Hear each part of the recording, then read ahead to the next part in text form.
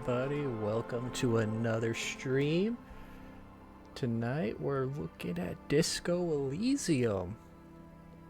Apologize for no streams earlier in the week, but had to do the last bit of moving, and boy, man, you think you don't got much stuff, and you think it's gonna be easy to move, and then you actually look in the storage, and there's a lot of boxes. There is so much you gather over a lifetime. It is honestly not too surprising. I mean, I watch a lot of those Storage Wars and American Pickers and a lot of those other shows of people having a lot of things. And it's always, how do you do that? How do you get so much stuff, and how do you forget about all of it? I guess that's the key point. You just forget about it. If you forget about it until it's time to actually go through it. Oh, right. So tonight we're playing some Disco Elysium. Jumping onto this real quick because PbPixel sent it to me over Steam. So everyone in the comments on this, when it gets uploaded, go give a thanks to PbPixel for this stream happening. Right. Let's see. Hey, much more of a preamble? Let me switch the screen over at the very least. I was looking at the, another thing that delayed me a little bit is, I was going through the options. You know, wow, the music got really quiet. Let me know if you can hear the game audio. Yeah, I was going through the options, you know, setting things. I saw there was a streamer mode. I like that, so I don't have to worry about that. And I saw a Twitch integration mode. And I looked that up, and because I was like, oh, I mean, not so much, you know, you guys voting on options, but boosts and stuff. That sounds neat. But when I looked it up, apparently this doesn't work anymore. I guess they just stopped updating it. So unfortunately, we don't get that. We don't get any Twitch integration here. We can't have that kind of fun. Oh, right.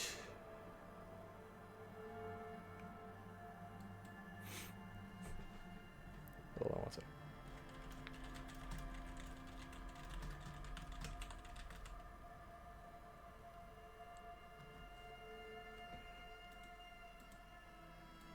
Alright, so I guess let's get started here.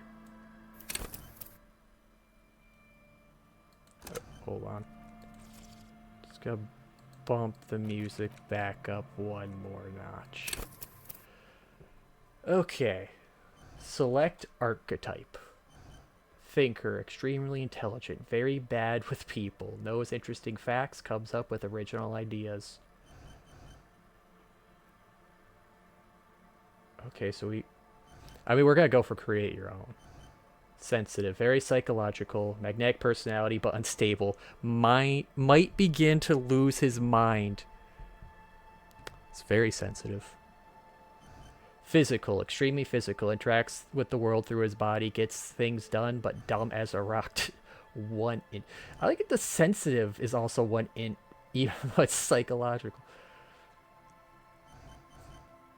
Power to influence yourself and others, but no brain to actually use it.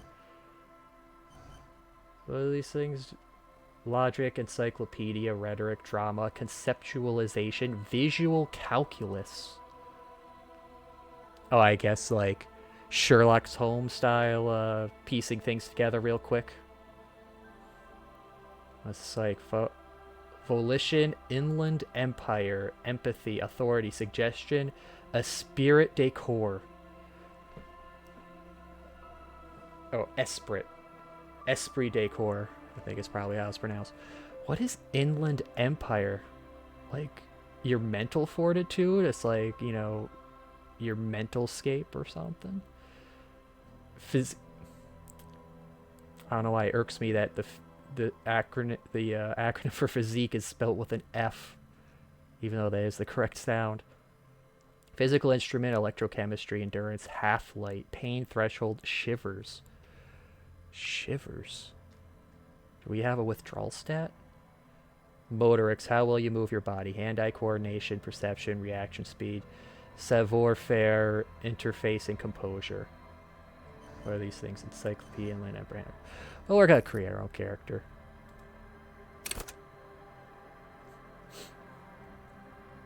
Oh, I only get the 4? Okay, okay.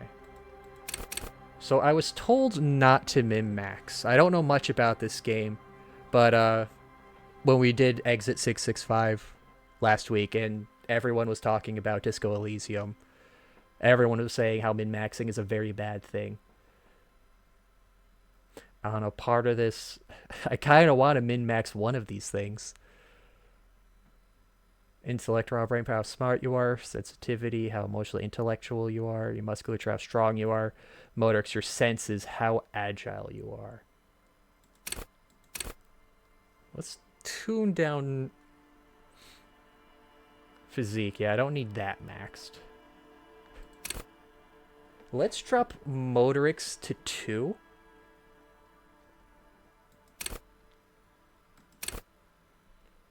How about this? Oh, I can get one more?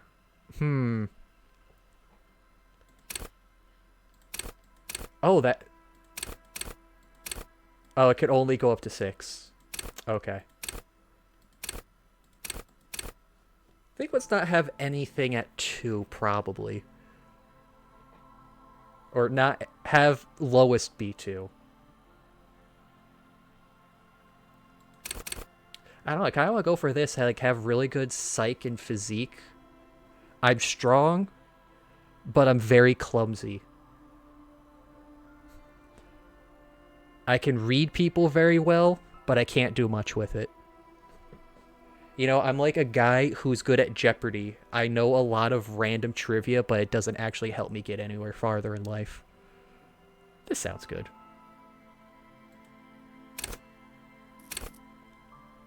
Oh, okay, now I get the more stuff?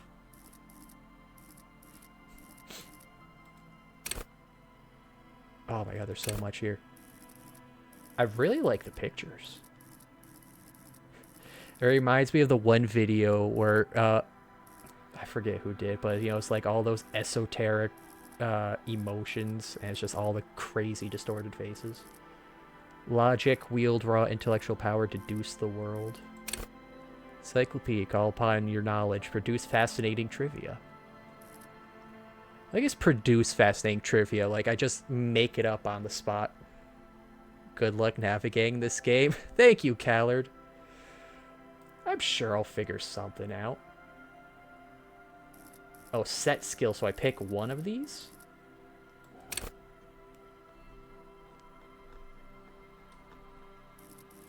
Okay.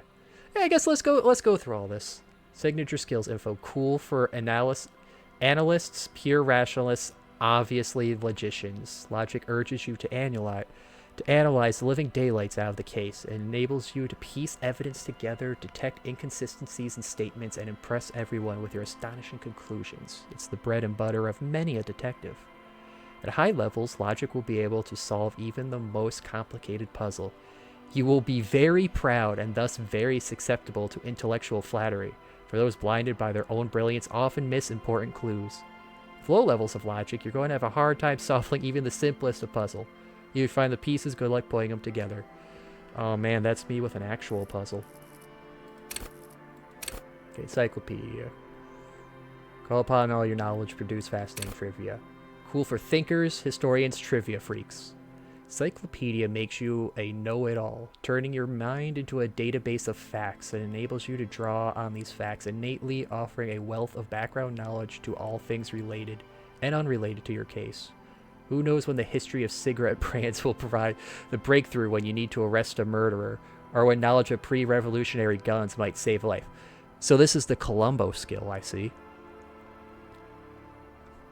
At high levels, Encyclopedia shares this wealth of knowledge to an overwhelming degree, and while it may give you crucial breakthroughs, it more often will clutter your mind with useless tidbits.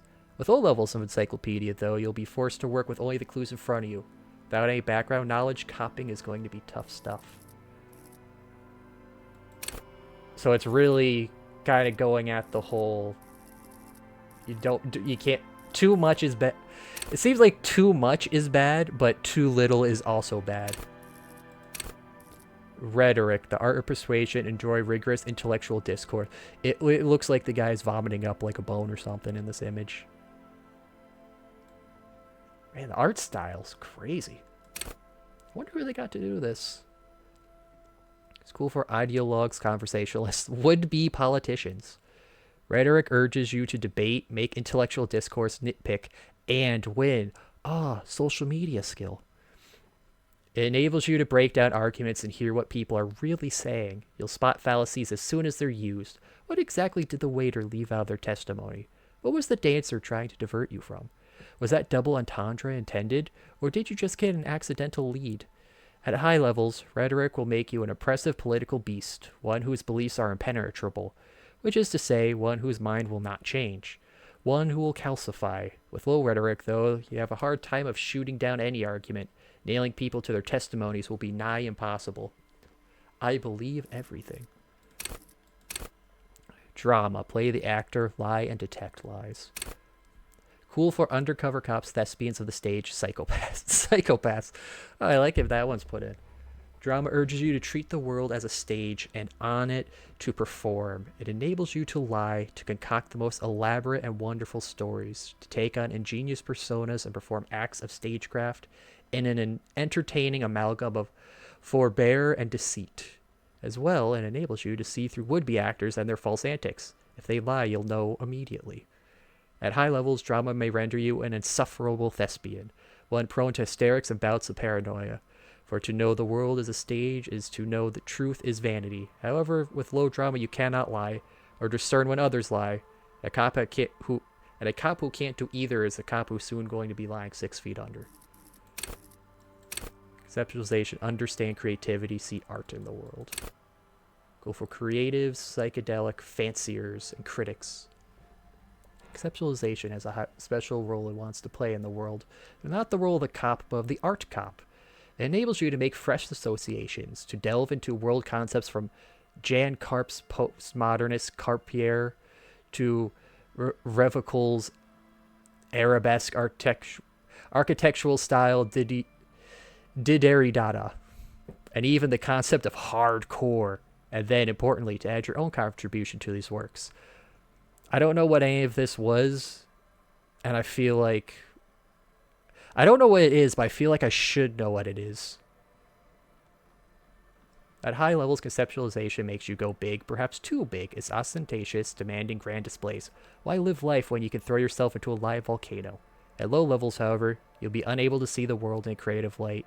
You'll be unable to contribute to conversations in an art gallery. Only boring people will invite you to their dust parties. Visual calculus, reconstruct crime scenes, make laws of physics work for the law. Okay, so yeah, so it is Sherlock Holmes. Cool for forensic scientists, tactical fighters, math-minded people. Visual calculus versus you not only in the laws of the state, but the laws of nature. It enables you to create virtual crime scene models in your mind's eye. You'll see how a bullet shattered the glass, and from that trace its trajectory with mathematical precision. You'll also count so many footprints, and at a glance discern shoe size and design, as well as the height, weight, and gender of the one who wore them. At high levels, visual calculus makes the world reveal its secrets to you, but you may be so absorbed by your mind diorama you don't notice as crooks steal your pants. However, at low levels, your mind's eye will be blind. Reconstructing crime scenes will be difficult without outside help. Okay. Volition, hold yourself together, keep your morale up. Cool for sane people. Yeah! My favorite type of people. Well-adjusted cops, the non-suicidal. So this is mental integrity. Volition urges you to be a good guy to others and to yourself. It enables you to resist the temptation, be it a bottle, between a pair of legs, or at the end of an iron barrel which promises oblivion. Volition gives you the will to finish the investigation, improving your morale. One of the 2 health pools in the game. Oh, okay. At high levels, volition makes you hyper sane. When you're about to get funky, it keeps you normal. It's a bit of a party pooper. At low levels, however, you'll have little morale. Without it, you'll be a profoundly unstable cop falling apart at the seams as you make irreversible mistakes. Okay. Inland Empire, I'm curious what this is. Hunches and gut feelings. Dreams in waking life. Cool for dreamers, paranatural investigators, and mental creators. The Inland Empire is the unfiltered wellspring of imagination, emotion, and foreboding. I would not have picked that up from Inland Empire. It enables you to grope your way through invisible dimensions of reality, gaining insight into what sight can't see. What's really going? What do these enigmatic riddles mean for the world fate? At high levels, Inland Empire animates the inanimate. You'll have conversations with your clothing, conversations that may change the course of the investigation if you're not thrown into the loony bin first. With low Inland Empire, however, you'll be the void of imagination and character. How then will you shape the cosmos? If you're too... Wait, like this low one... Trying to think, like, what does that mean? You're just like a boring guy? Feels like that's the same as drama. You'll be like that episode of SpongeBob where he smoothed himself out to try to be normal. Empathy. Understand others. Work your mirror neurons. Oh, I like this picture. Cool for judges of characters, interviewers, interrogators. Empathy breaks into the souls of others and forces you to feel what's inside. It enables you to notice social cues others may miss. Perhaps a hidden sadness you could coax out a little more. A strange joy from someone who should be bereaved, or a hidden resentment that could return to harm you later. At high levels, empathy really puts you into other people's shoes. You'll cry for their sorrows, punch walls to relieve their angers, and be an even more unstable cop. With low empathy, however, you'll be an ungangly beast, unable to talk to anyone without upsetting them. Authority, I like the crown. Intimidate the public, assert yourself. Cool for leaders, experts of psychological warfare. Respect junkies. That's my most favorite term so far. Respect junkies. Authority urges you to assert and reassert your dominance over those around you. It enables you to understand the power dynamics of group of thugs, how far you can push a perpetrator, and how to establish control of situations. At high levels, authority demands respect. Even a perceived slight could send you into knee-breaking mode. With low authority, however, you're forever in awkward situations, like when you suffer psychological breakdowns after you yell at teenagers and they laugh at you. Connect to Station 41. Understand cop culture. Oh, so this is like groupthink? Cool for cops, cop aficionados, pretend cops. Esprit de corps is the very spirit of policing, the copgeist. It enables you to understand your blue-souled sisters and brothers, not only by picking up subtle signals from your partner, but by witnessing flash sideways scenes as they play out in your precinct. At high levels, you'll be the very heart of the police force. Not only willing and able, but obligated to take a bullet for your partner. However, without esprit de corps, you'll be flying blind, unable to understand discreet remarks colleagues make in high-stakes situations. Remarks that may just save your life. Suggestion. Charm men and women, play the puppet master. Oh, it's a heart. Oh, it's like a heart on a head. Cool for diplomat, charmer, sociopaths. Oh, we had psychopath, now we got sociopath. Suggestion urges a soft power approach. If people think they want what you want, you've already won. This skill enables you to implant ideas into the minds of others. You can make the citizens like you more. You can make gangsters turn on each other too. Many crime rings have been broken by just a little doubt, after all. At high levels, suggestion makes you affable to everyone and more resistant to their charms in turn. But all that schmoozing and oozing charm will make you slimy. And you know it, even if no one else does. With low levels of suggestion, though, you'll have difficulty getting any kind of rapport with others. You'll be alone, both during day and at night. I think so far maybe I want to make conceptualization my signature. I don't know if signature gives a boost or not, but I want to lean to that. Wait, no. I want to do drama. I gotta be dramatic. I am the streamer after all. I'm strong, clumsy, can read people, can't do anything, and I'm super dramatic about it. That sounds really good. But let's keep reading. Endurance, take the blows, don't let the world kill you. Cool for fighters who can take a hit, lookouts who don't sleep, human batteries. Endurance is your metabolism and circulatory system. It improves your health, one of the 2 health pools in the game. It enables you to survive being a cop. Who cares if you can't aim a gun if you can take a few bullets? Why be afraid of drugs that hurt your health if you're a very, very healthy man? At high levels, endurance enables you to take a few knocks to the head, enjoy a greater quantity of drugs, and shake off a few cardiac arrests. It makes you a powerful man who looks down on the weaklings who can't keep up. However, cops with low endurance are likely to struggle. The body is frail already, and the flesh of a cop will often be tested, and if it doesn't pass, it dies. Pain threshold. Shrug off the pain. They'll have to hurt you more.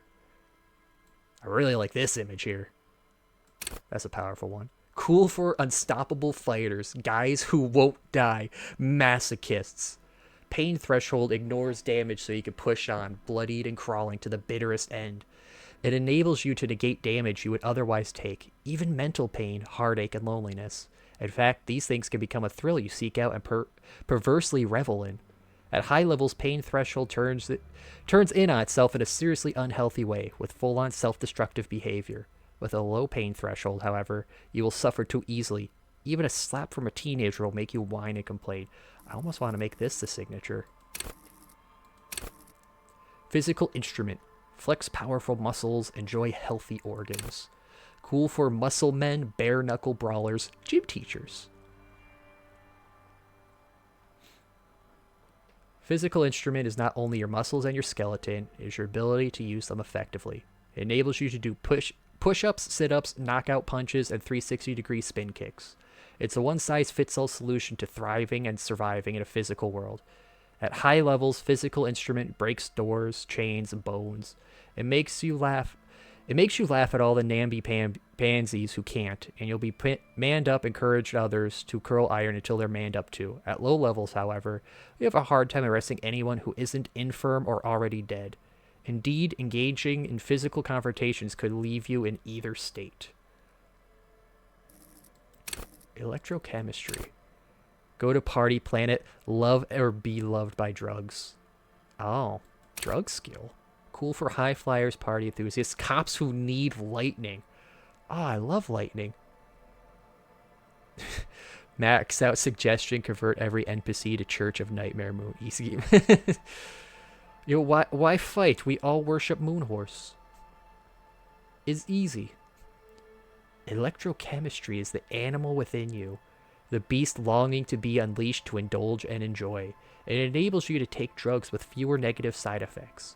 It also enables you to better investigate lurid matters.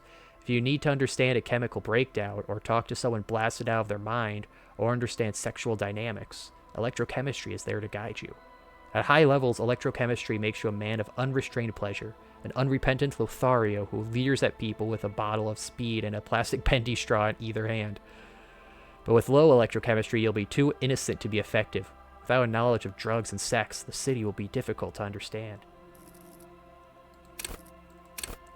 Shivers, raise the hair on your neck, tune into the city. Cool for city lovers, the wisest of the streetwise, the generally supernatural. Shivers come when the temperature drops and you become more keenly aware of your surroundings. It enables you to hear the city itself, to truly belong to the streets. It is a supernatural ability. Old wrongs play out in the present time. Scenes across the city happen in front of you. But who is speaking to you? At high levels, shivers may make you seem mad to the outside world. And as you listen to the city, you don't listen to others. Your superiors may begin to worry. With a low shivers, though, you will seldom hear the city speaking to you. If you cannot hear it, how can you ever save it? I would not have guessed this for sure. I love the naming they have for some of these. I also just love that it's just like the sense of the environment. Half-light. Let the body take control. Threaten people. Ultra instinct. Cool for high-strung investigators. Shoot now, ask question later's cops. Surprise haters. fucking hate surprise parties. Half-Light is your fight or flight response and enables you to sense the way situations are about to turn and injects palpable fear into your heart. Fear that urges you to act before it's too late to ever act again. Fear that makes you frighten others.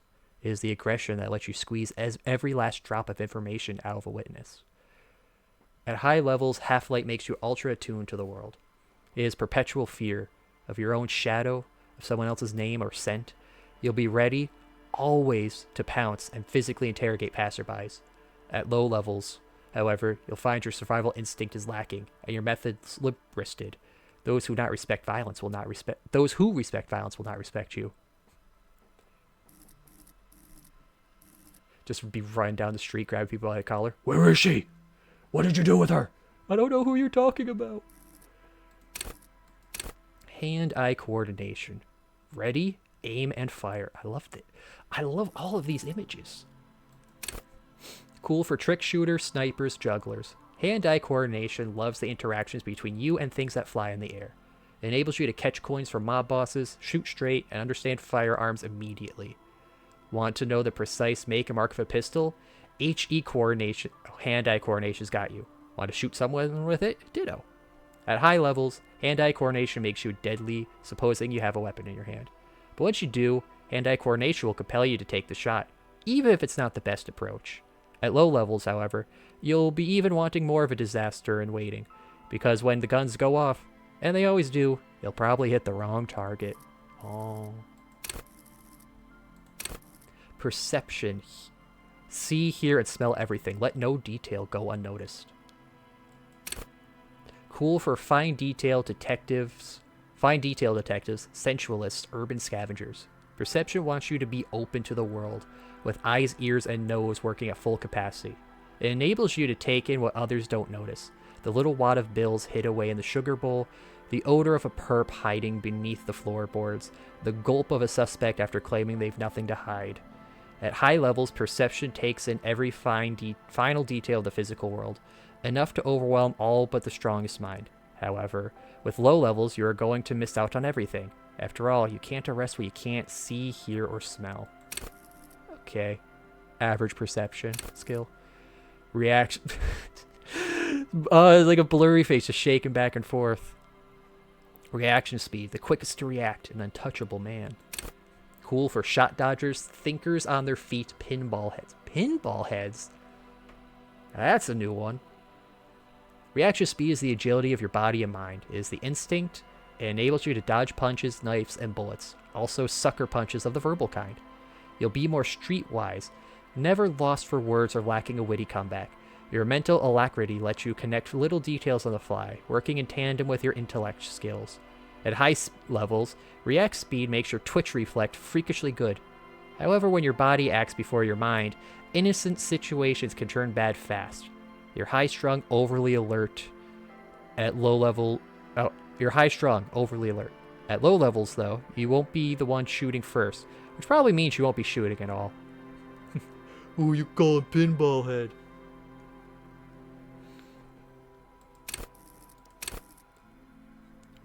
Why you, Mr. Wizard? Savoir-faire. Sneak under their noses, stun with immense panache. I don't even know what's going on here. Cool for acrobats, thieves, unbearable show-offs. Savoir-faire urges you to be better than you are. It urges you to be disco. Slip by other...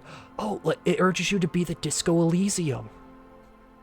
Slip by others in Sumerian boxing style, then tumble out the back with unexpected acrobatics. It enables you to move with silent footsteps, to groove to a good beat, and to lift useful evidence off perps without them noticing. It also makes you a cooler cop, whose athletic flair will certainly impress the citizenry. At high levels, savoir-faire will make you the king of cool, which is as much to say, the most stylish douchebag in Revocol. Nobody will see you until you're ready to be seen, and then you'll be then they'll get the full treatment, whether they want it or not. Low levels, however, you'll be a bumbling, feckless cop, unable to catch a pair of keys thrown by your partner without losing an eye.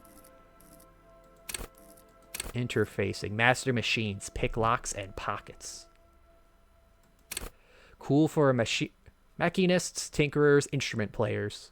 Interfacing wants you to connect to machines to use and improve them, because that makes you a better human organism. It enables you to understand interactions with machines, be that how to repair the motor of a kinema, motor carriage, how to analyze the way a suspect used a pen, or to refigure electrical circuits.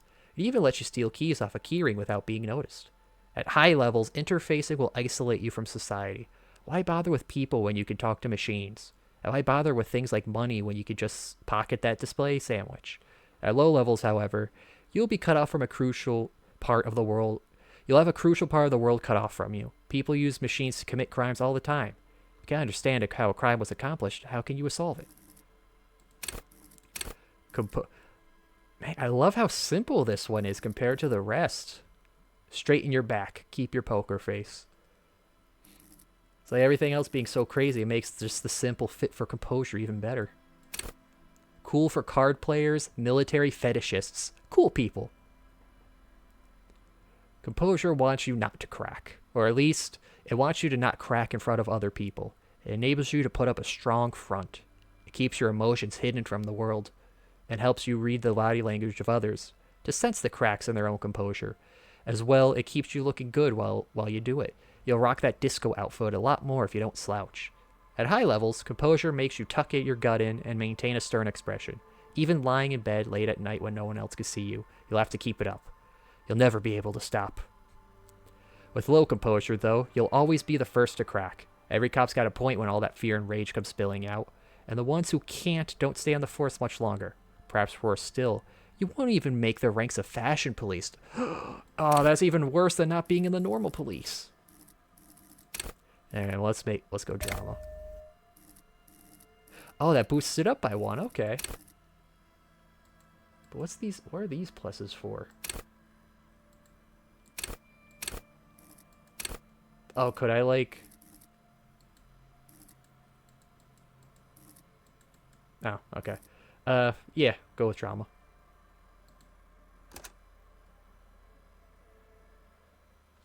Nope. Hey, now the game starts.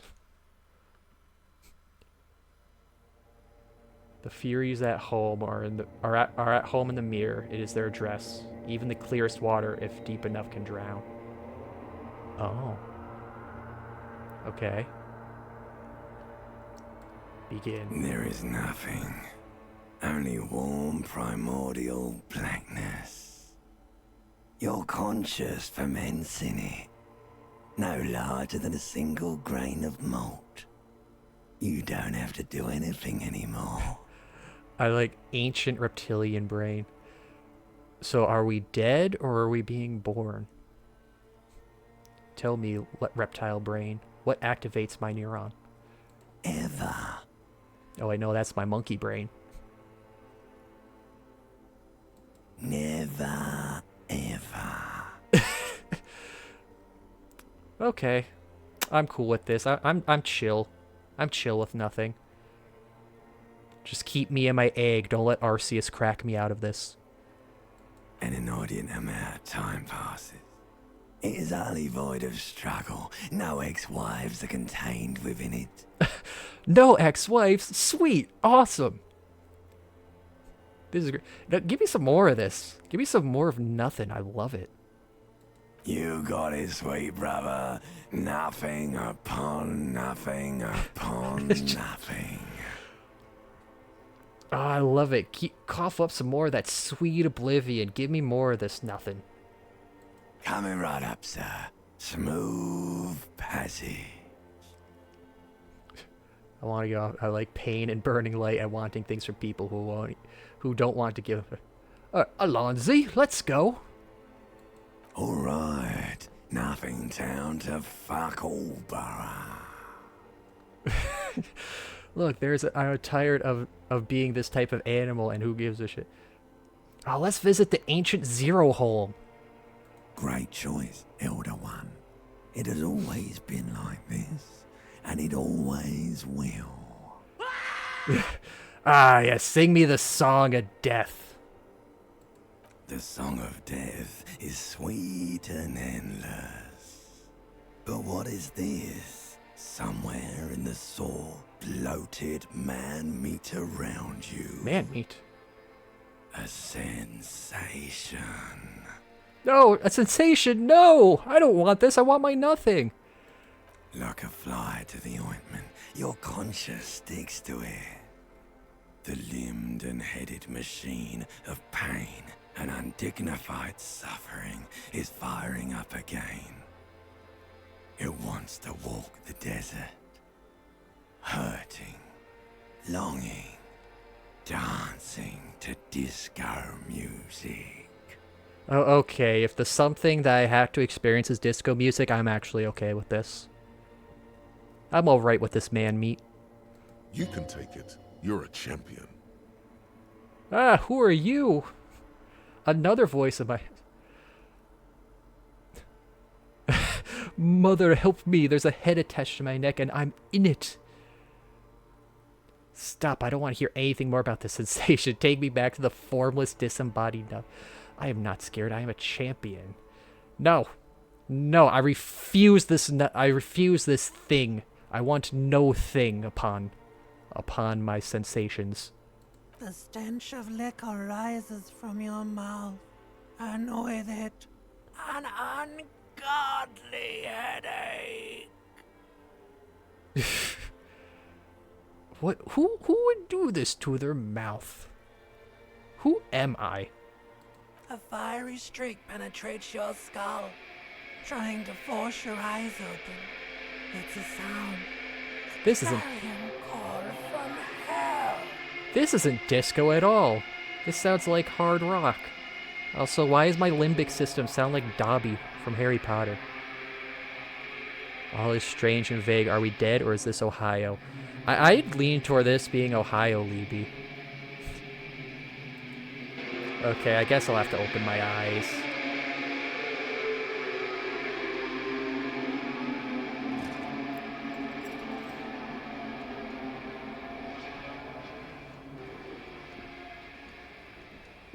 You know, can we go back to the nothing? Nothing sounds a lot more preferable than this right now. What? Oh, that's my tie. Okay. Oh, I like that the head moves around with the cursor. Oh, our face. Our face is horrible.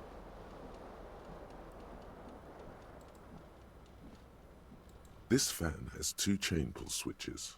One ends in a tiny fan, the other in a light bulb. A truly horrific necktie has somehow attached itself to one of the blades. Or has it been consigned there as punishment? You feel as though this creature is your friend and wants to reattach itself to your neck so that you may continue your adventures together in this strange world. I see why everyone was saying they got Disco Elysium vibes for 665 with all those stats, you know, chatting in with the voices. Oh, wow, a bot that is named Insufferable State. That is the most accurate name for a bot I have heard. Goodbye. Let's see. Pull on the fan, pull the light. Okay, well, we gotta grab my tie. Oh, all right. Even 42%. I like those odds. You reach out to grab the tie, but what's this? Diffuse, radiating chest pain. Doom comes over you. Did I just get a heart attack from trying to get my tie? This is bad. Oh my Feels god, like I sharp did. stones grinding in your chest and keeping you from moving. For quite a long time. It sucks being like 26, doesn't it? You're old. Still ongoing. Now is a good time to start worrying. Oh no. Finally, the pressure recedes. You find yourself covered in cold sweat and trying not to move, hoping it will keep you from dying. Oh god, I'm never doing that again for my entire life. That's the fan's tie now. It can have it. It's a classy. It's an office fan.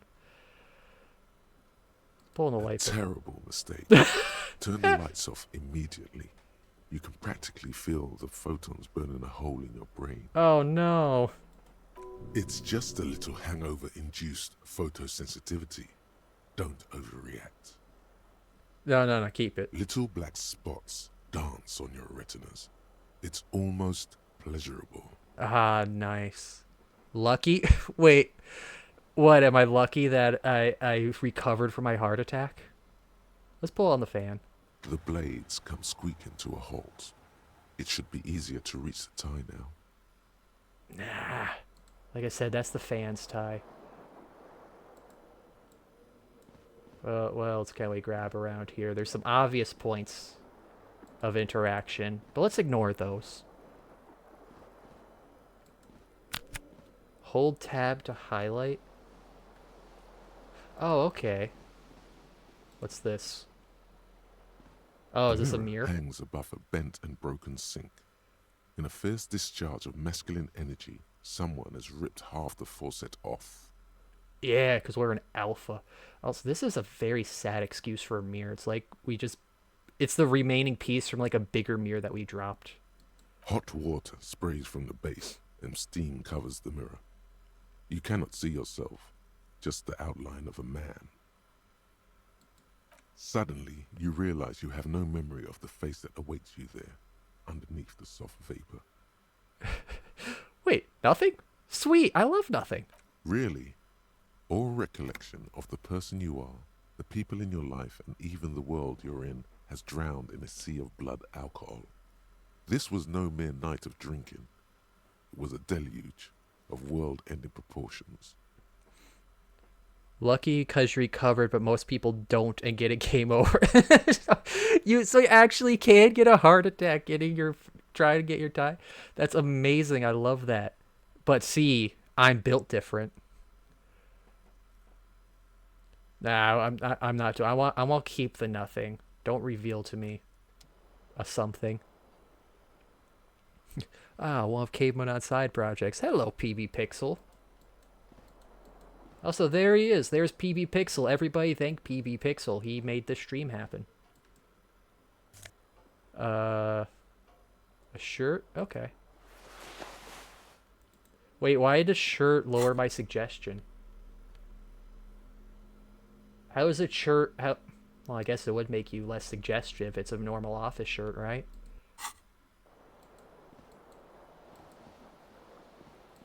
Let's get some pants. How do pants measure it? -1 Savo fair. So putting on the pants would have made getting my tie even worse. Alright. About jacket. Disco ass blazer. Well, if the disco ass, we gotta take that. This magnum-sized bottle of Commodore Red is empty. Oh, these are like just item descriptors. Looks like someone tore out the tape while the song was playing. The reel-to-reel tape player is still on, rolling empty. Ah, old school. You see bottles in the bathtub. Wine, beer, and sweet liqueurs. Wait, what's You this? hear a jingle. Keys are clinking in the pocket of your flare-cut pants. Oh, okay. It says, whirling in rags, on the aluminium keyring. There is a single key on the ring. The number 1 is etched on it. It should open the door. What about this door?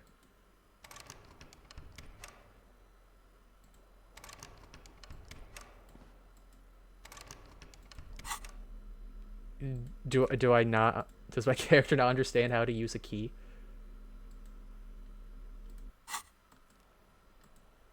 Or do I... Or is that just not an openable door? Don't thank me, thank the parasocial relationship. Well, no, that's, that's normal around here. I'm pretty sure we've all established we all have some parasaur relationships. Parasocial relationships. I guess we gotta get the tie again. This fan has 2 chain pull switch, or has it been consigned there as punishment? It actually did You go feel down as because of my though clothes. This creature is your friend. You swoop up and catch the tie. Snap. Nice, 9. It's released from the blade. Warning, warning, the necktie is no longer contained. Oh, the necktie has gotten loose. What you have in your hand is a fantastically colorful tie with 4 or 5 different patterns. The knot reminds you of a noose. Oh no, maybe we should put it back. The switch must be broken because nothing happens. The air in the room is starting to feel like vaporized urine. Ugh. The lights are off again. The lights are the lights. The lights. The lights. The lights. The lights. The lights. The lights. The lights. The lights. The lights. Okay. Enough of that. What skills did I focus on? So I went 2-4-4-2. And what was it? I put the focus specialization onto drama. Yeah, here we go. Yeah, I did drama. I did somewhat even. You know, didn't go full min-max, but, you know, I kept some things a little low for fun. You know, just for funsies. Oh, wait, yeah, I should go open this. Where are these other buttons? Oh. I don't got I can't use hands. Can't use head. Can't use book. It's mostly how you did your build. Oh, hey! We are one and the same.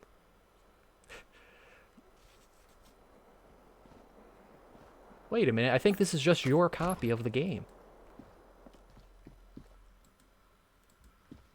Ah, Hello, officer. Ah, a woman. The calendar says it's March. The year is 51.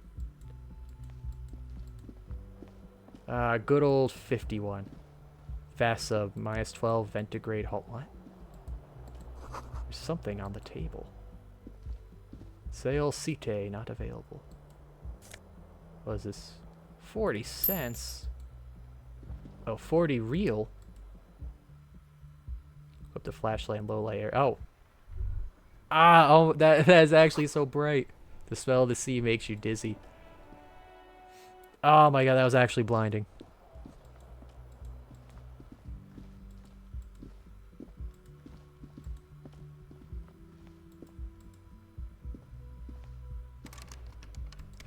Dang, I can't just walk into other people's apartments. Alright, let's talk to the woman. The young woman raises a cigarette to her lips. Would you like us to go, hey, go over there, or just let you be? If there's funny things or just like side things, like if you want me to like check out something, yeah, suggest it, but like don't do story-based things like, oh, this is what you have to do, or however puzzles would work in this game. But if like, oh, check out that spot, that'd be fine. I want to see as much of this game as possible. Turn your bloated face away from her. Just keep walking. Am I military personnel? No. There's only one solution to this. You're a businessman. Oh, I'm a businessman, CEO, right? I love this game. Guess who I am by asking strangers. The young woman shakes her head slowly. CTO? No. You're a police officer, sir. You're shitting me, really? I'm not. Unless you've been shitting us all this time.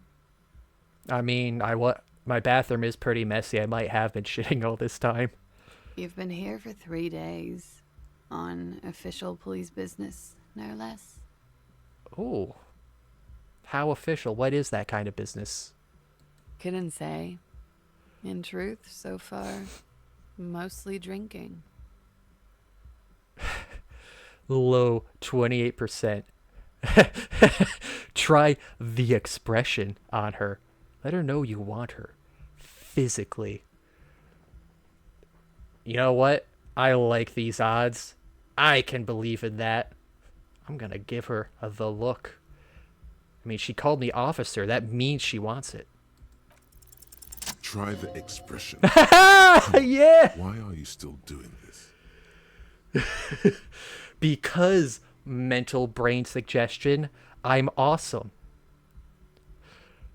I'm at death's door, bloated, a gooner, and still, does the longing ever stop? Alcohol raises testosterone levels, especially in men. The levels remain elevated after inebriation ends and the pain begins. You seek comfort. It's only natural. First time I actually saw someone succeed at that. Well, we had all the practice by hitting on those dinosaur ladies. A normal lady is nothing. She puts out her cigarette.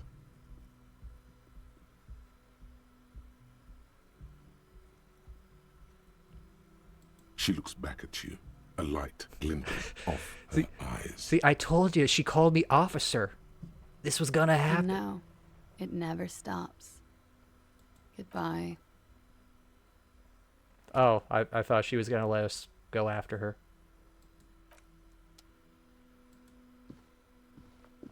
Hey, miss, you left your cigarette.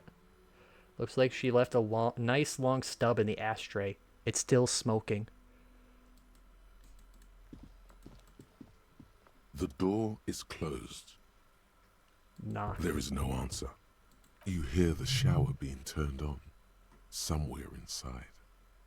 A tremendous loneliness comes over you. Everybody in the world is doing something without you. I'm so alone. No, we gotta swallow this emotion. We can't be needy. We gave her the look and it worked. The door is closed. Try the handle. This door can only be opened with a key or from the inside. Give another knock. Still no answer. Still More nothing. harder. You should punch a fucking hole in it. Yeah, let's suppress that. You know, we got the foot in the door metaphorically. So let's play it smooth from here on out. The murmur in your ears recedes slowly. Your breathing normalizes. That's one lucky door. Yeah, let's play this smooth. We'll play the long game. This is the weekend edition of the satirical newspaper Trompe Le Monde. Fuck that door. Well, I don't want to fuck the door. I want to fuck her. Need to pass the time by a book. Wait, where am? Oh, it's cutscene.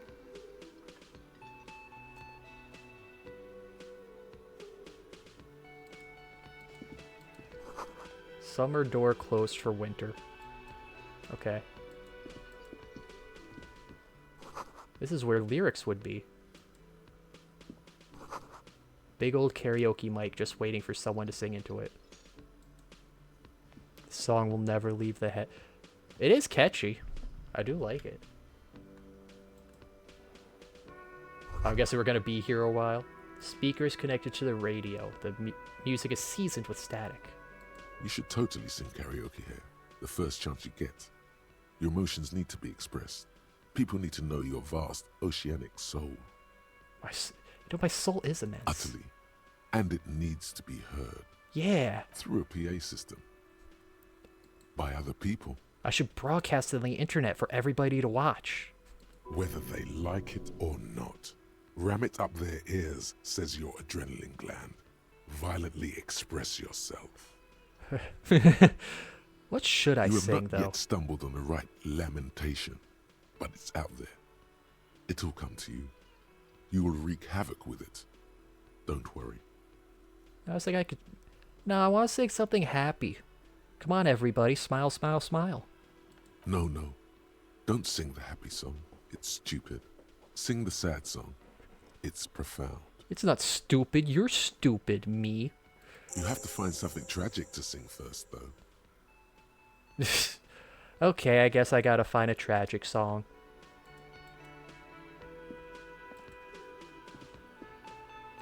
Hey, buddy, you got tragic song? That's a big man bird. In his late 20s stands behind the counter, This guy's inspecting face. a stuffed seabird. As you approach, he gives you a sideways glance, then looks down again. I don't know what just this guy's face. He just looks like average YouTube game reviewer. No, average YouTube TV show reviewer. That was disdain in his eyes. Even now he's purposely ignoring you. Yo, that's a nice bird you got there. A competent work of taxidermy. The white and brown seabird lies among piles of coasters and drying mugs. One of its wings broken. The man is trying to mend it. Bro, I think fixing the bird's wing isn't gonna help. It's already dead. Looks like the bird was ripped off the shield that was used to mount it, most likely on a wall. Something about it makes you feel bitter. What happened to the bird? Look, your buddy is over there. Oh, none of that else is.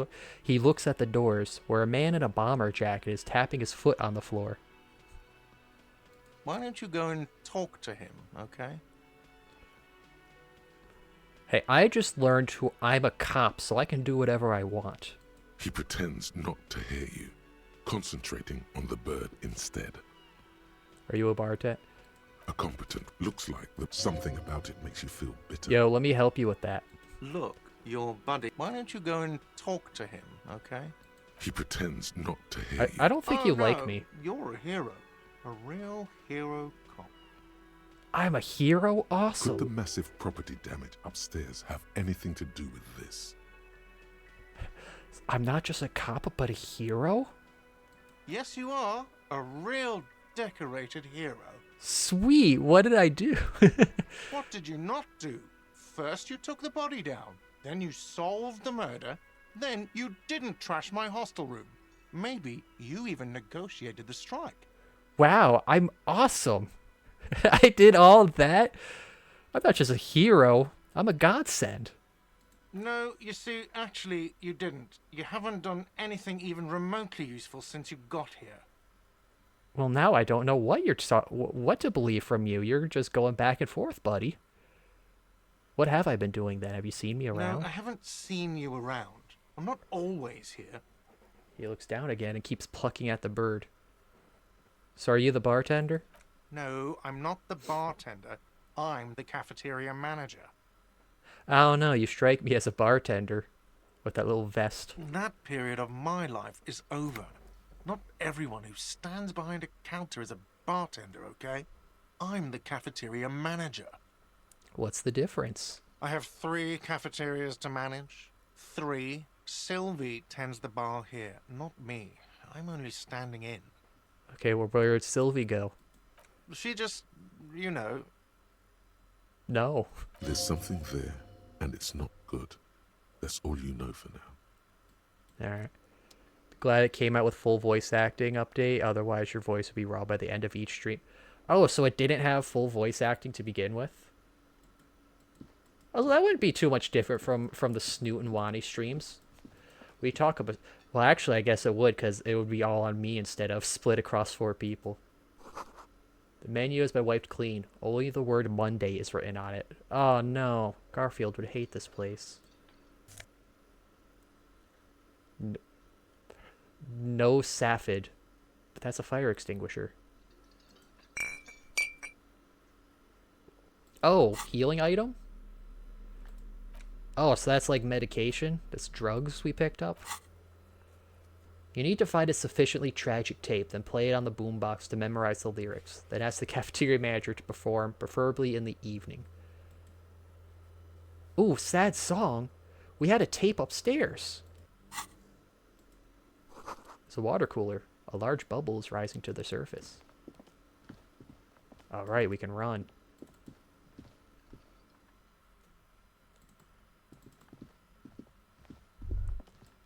What? You should pick that fat, juicy cigarette butt from the tray, light it up, and smoke the living shit out of it.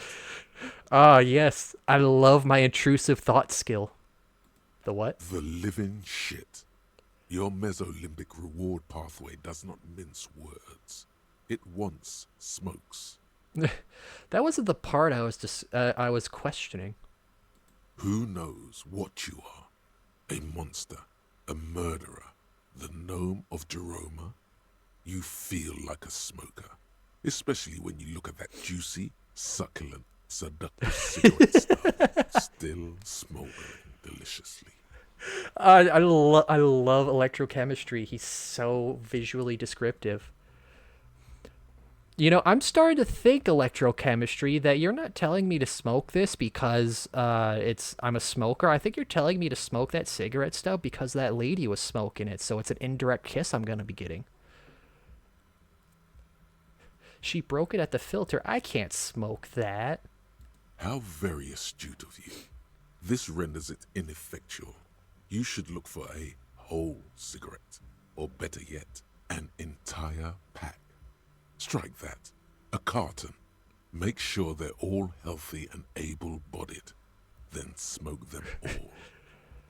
You see, I was expecting me being like, well, she broke it. I can't smoke that electrochemistry. Would be like, what the fuck are you, a pussy? You need a filter on your cigarettes? Oh no, there's no filter. My cigarette's a little too unhealthy now. The That's what you sound seems like. to make your neck expand. Suddenly, a garish tie feels very snug. Oh, my necktie. Oh yes, because I got the because I have the skills and the talking to my stuff, right? I love that. Or you could not do that. No one is making you.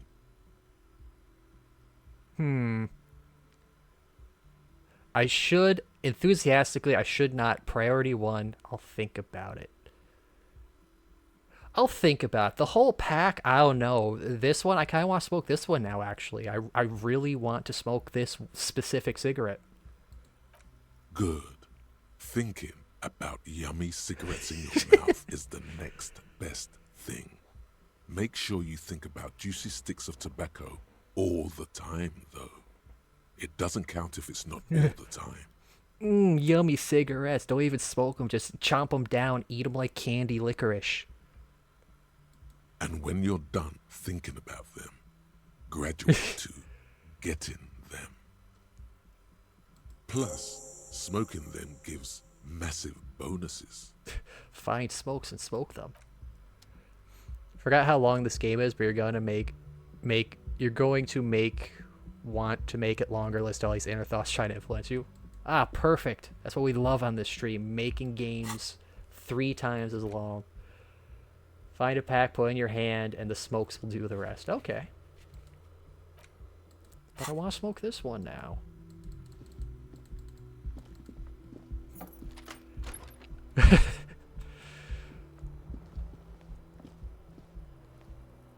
I will say, since I focus on hand-eye coordination, he barely talks and has no downsides. I feel like I made the smart choice then, pumping my psych and physique.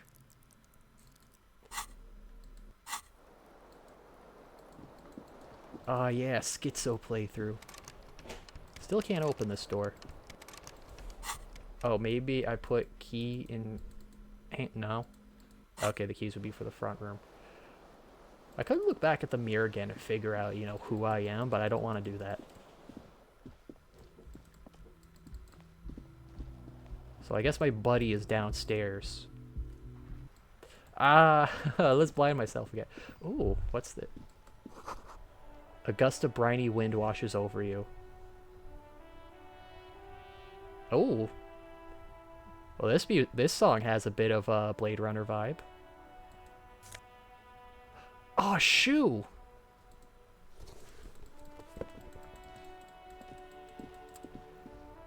Yo, I'm so poor. I was wearing one shoe and someone asked me, hey, you lost your shoe? Nah, I found one. Fence zombie maxing. Love that. That is my new build. Wait. Dude, it's specifically one shoe. I love that.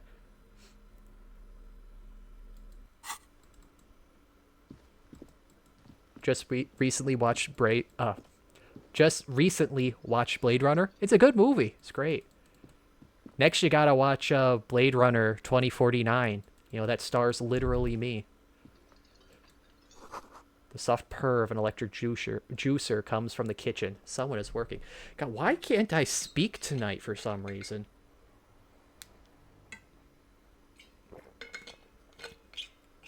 I think I'm still like half beat from all that moving. I'm just gonna go in the kitchen now. I'm hungry. The door is bolted. A sign reads, kitchen preserved for personnel until 13. Well, I'm a personnel. Let me in.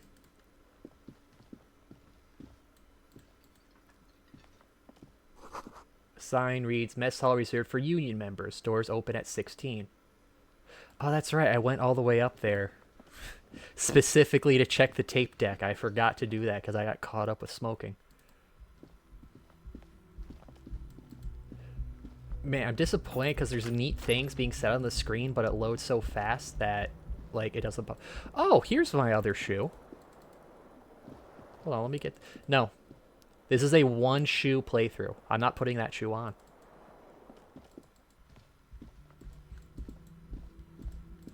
I was... Oh, what's this? Nothing on the front page rings a bell. Strange. Oh, because there's a newspaper right there. Hey, yeah, you shower yet? The door is closed. Still nothing. You should punch a fucking hole in. The murmur in your ears Nah. I'll check back at 9. See, the loading screens go so quick.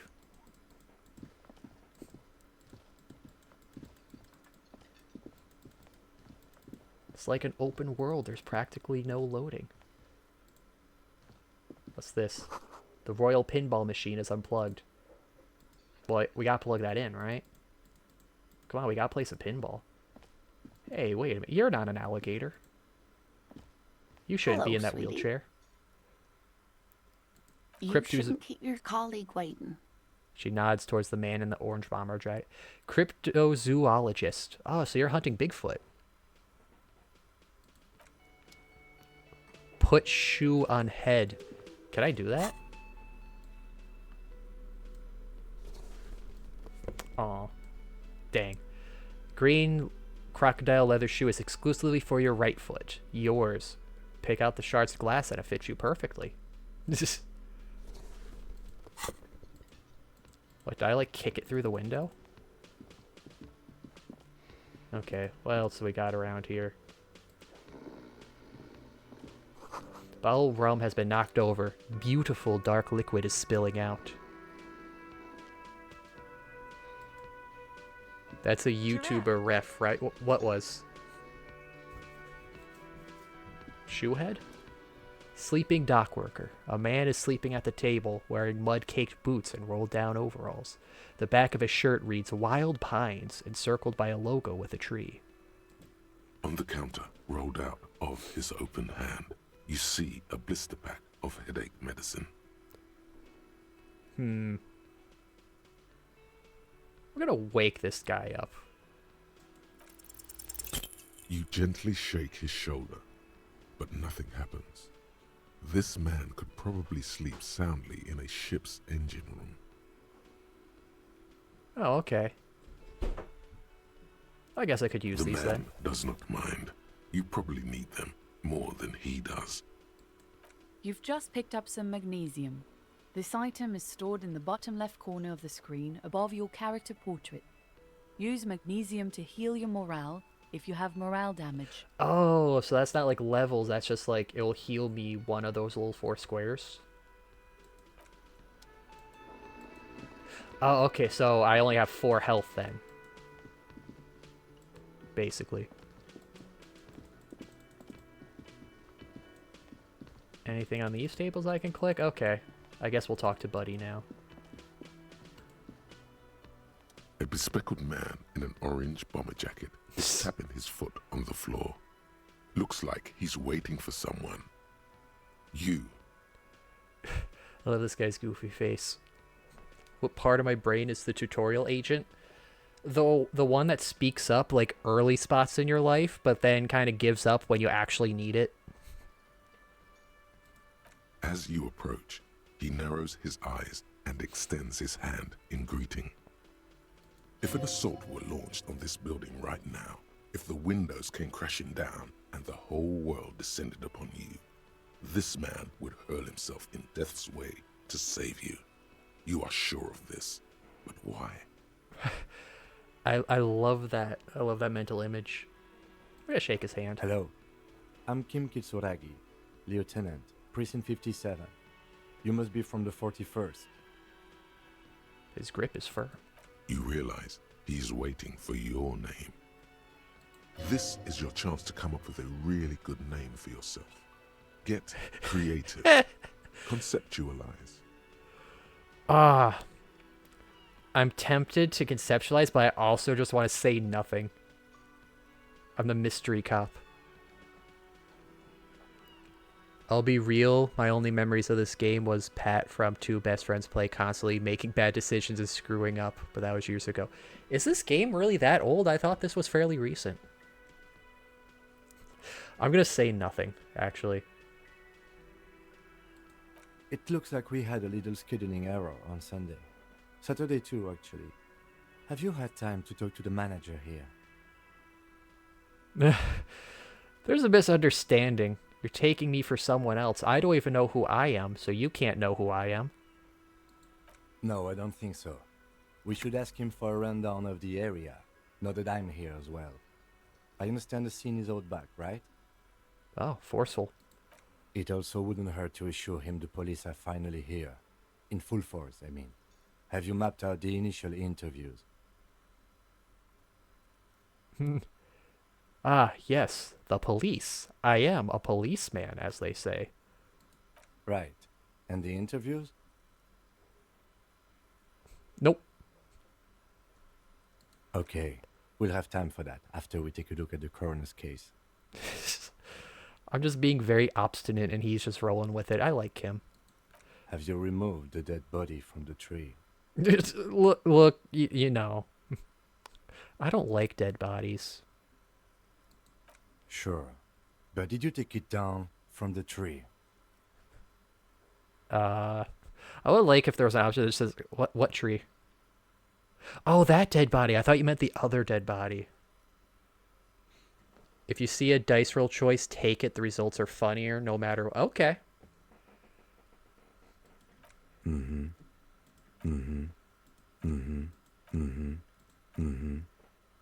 No, give me more than a nod. Look. Yeah. Does that mean the body is no longer in the tree? No. So, the body is still in the tree. This is the first time you detect a weariness in the lieutenant's voice. It is obvious he would have preferred for the body to no longer be in the tree. Look, man, it's the tree's body now. It's in the tree. It was left there for enough time. That's the tree's property. What am I supposed to do? I'm gonna get the... Do you want the hippies to be on my case for harassing trees? You know, they're worse than PETA with animals. Hanging for 7 days straight. We should go there as soon as we are done talking to the owner. Well, see, he's hanging out. It's fine. It's good. What if I told you I'm not really a police officer? We all feel that way sometimes. There is no such thing as a police officer, I'm afraid. What remains is that there is a dead body in the tree. Someone has to figure out who put it there. If we don't, no one else will. No, Kim, I'm not being philosophical. I don't think I'm actually a police officer. I think I'm just a guy. But first, we have to take it down. Are you how are you so sure? To meet a detective from Precinct 41. You have the insignia of the Citizens Militia on your sleeve and on your back. Ah, dang, I should have put on the jacket. What part of the brain is chat supposed to be? Dang, I would say you guys are the impulse, but we already got electrochemistry. You guys are the devils whispering in the ear. You're that damn, what's the term for that? There was a Vsauce video about that. There was a term for it of like those whispers of, hey, you should do this thing that you really, really, really should not do and you know is bad. I can't remember it. But yeah, that's you chat. That would be your that's the power brain you would be. I suppose you could be impersonating him. You could have gotten the insignia from the black market or forged it. But for now, I'm going to set those possibilities aside. I'm not from the Inspectorate General. You're very trusting, Kim. So you mean these white rectangles? Yes. But they're just rectangles. We are your angle and your deggle. Yes. They are not just white rectangles. They bear a halogen watermark with the letters RCM and a pattern resembling the street grid of Revachol West. Ah, halogen. I would ask you to step into the headlights of my motor carriage, but again, it's none of my concern. I just need you to do your job. Shouldn't I have a badge? You mean you don't have a badge? I have a badge. I am a policeman. I have my badge. Oh, if you didn't have your badge, then that would be very bad. You would need to report it on my shortwave. But since you do have it, we can go straight to the task at hand. I can't remember anything. I can see you drank last night and the night before, and that you are still drunk now. But I have seen officers go through worse. Much worse. Like drinking 3 days? 4? If you need something for your headache, there is a general store nearby. But as I said, the dead body should be our #1 concern. I don't know, man. It's already been up there for 7 days. I think it can go for a few more hours while I work this off. Maybe with another drink. That sounds like a good idea. A painkiller would be good about now. This thing is pulsating with discomfort. The best cure for a headache is, of course, morphine. They won't have that, so cigarettes will have to do. Man, you're really on that. Talk to the manager. Then we go out back and take the body down. Okay. After you, officer. Lieutenant Kitsuragi is now in your party. You can talk to him whenever by interacting with him. Oh, he's in my party. Uh-oh. Nope, no, I don't like this. Yes? I want to talk about you. Who is Kim Kitsuragi? Me? How many cop detective shows have you watched? I watched a lot of Monk back when that was still airing. And Psych. I really liked both of those, Monk and Psych. I've seen a little bit of CSI. Numbers. Also watched Numbers. I really... Okay, now I could go on a bit with this because now I'm just starting to remember a whole bunch. Like, Monk was fun. The whole OCD... Like, almost all the ones I watch always have... I mean, I guess every cop detective show has a gimmick, but I've really seen... I seem to gravitate to the very extenuous gimmick. Like, Monk... He's OCD neurotic because the whole setup to the show is his wife died. He used to be a cop and his wife died in a car bombing, and they couldn't figure out who did it, and it just gave him a psychological break that made his OCD compulsions massively worse, so he can't really function on his own. But he's also a master savant genius that can just figure out the smallest details because of his neurotic tendencies. Love Psych's theme song. Yeah, Psych is great. Psych, that one is... The guy is... His dad was the main character. His dad was a very great cop and taught him kind of like all the things he would do. So he just grew up being a very on-point, perceptive person. And he plays that off as being a psychic to have a consultant firm with the detective agency. I've never seen the first episode of Psych. I don't know why the setup is that he's faking being a psychic. I know that's been a thing through many episodes of them not leading on that he's actually not psychic. I don't know how that setup happened. Part of me prefers not to know. Just this mystery about it. Numbers was another one I remember watching way back in the day when I was like still in high school. That one was basically just the main character was like, I guess just like, one of those super autistic savants. Like, not like the meme kind of autism, like he actually had diagnosed autism. So he was like very good with numbers and was just able to figure out, like, I mean, obviously most of the crimes had to involve math, science, number stuff. But I think that's the one that's the one like reaction gif where it's like the guy with his hands up and there's just numbers flying all over. I think it originates from that show. One really fun one I like, I think I mentioned this on stream before, was Pushing Daisies, which was a CBS one, where the theme of that one was the main character is a guy who has the power to bring things back from the dead when he touches them. But if he touches them again, they die again forever. And if he keeps them alive longer than a minute, something else equivalent nearby will die to keep the balance of life and death intact. The initial premise set up for the show is that he figured out this power when he was like 8, when his mom died, and he brought her back to life. And like he just kind of, grieving, sad, touches the body, she comes back to life, happy. Didn't know about the side effect. The mom stays alive longer than a minute. His best friend's neighbor, his best friend who was his neighbor, her dad dies to keep that balance. That night, since he's a kid, he goes to hug his mom goodnight. Since he touched the mom again, she dies. So they're like both orphans now. The neighbor best friend moves off. He is just like, continues on with his life. I think he's got his dad or something.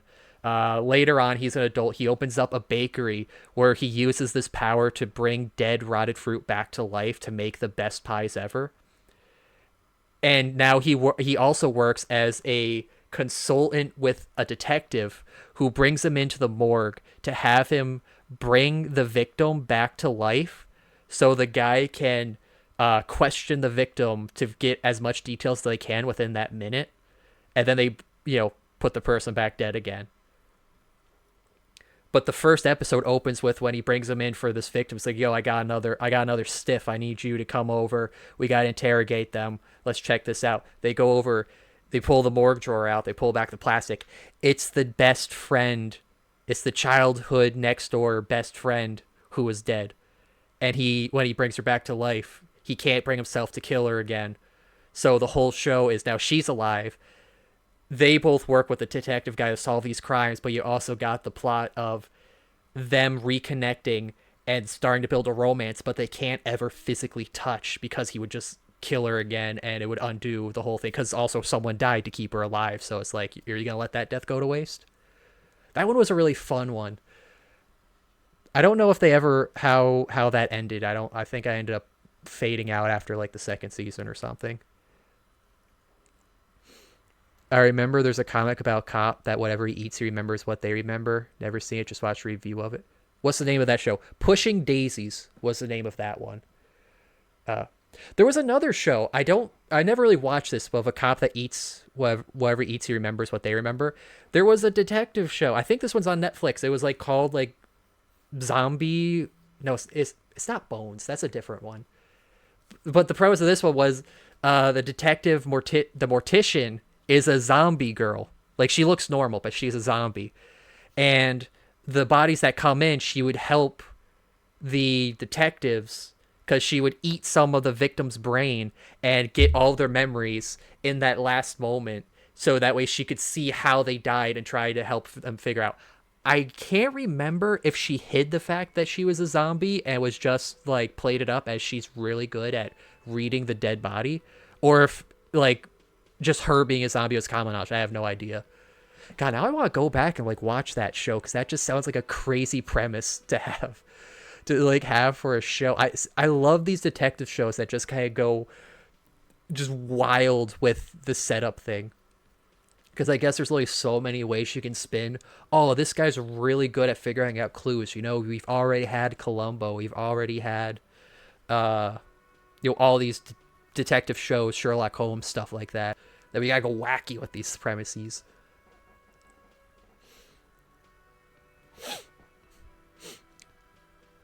Because he wanted to avoid being arrested for the anonymous tips he would call into the police station. He was so accurate, the police thought he was in on it, but he played it off as being psychic.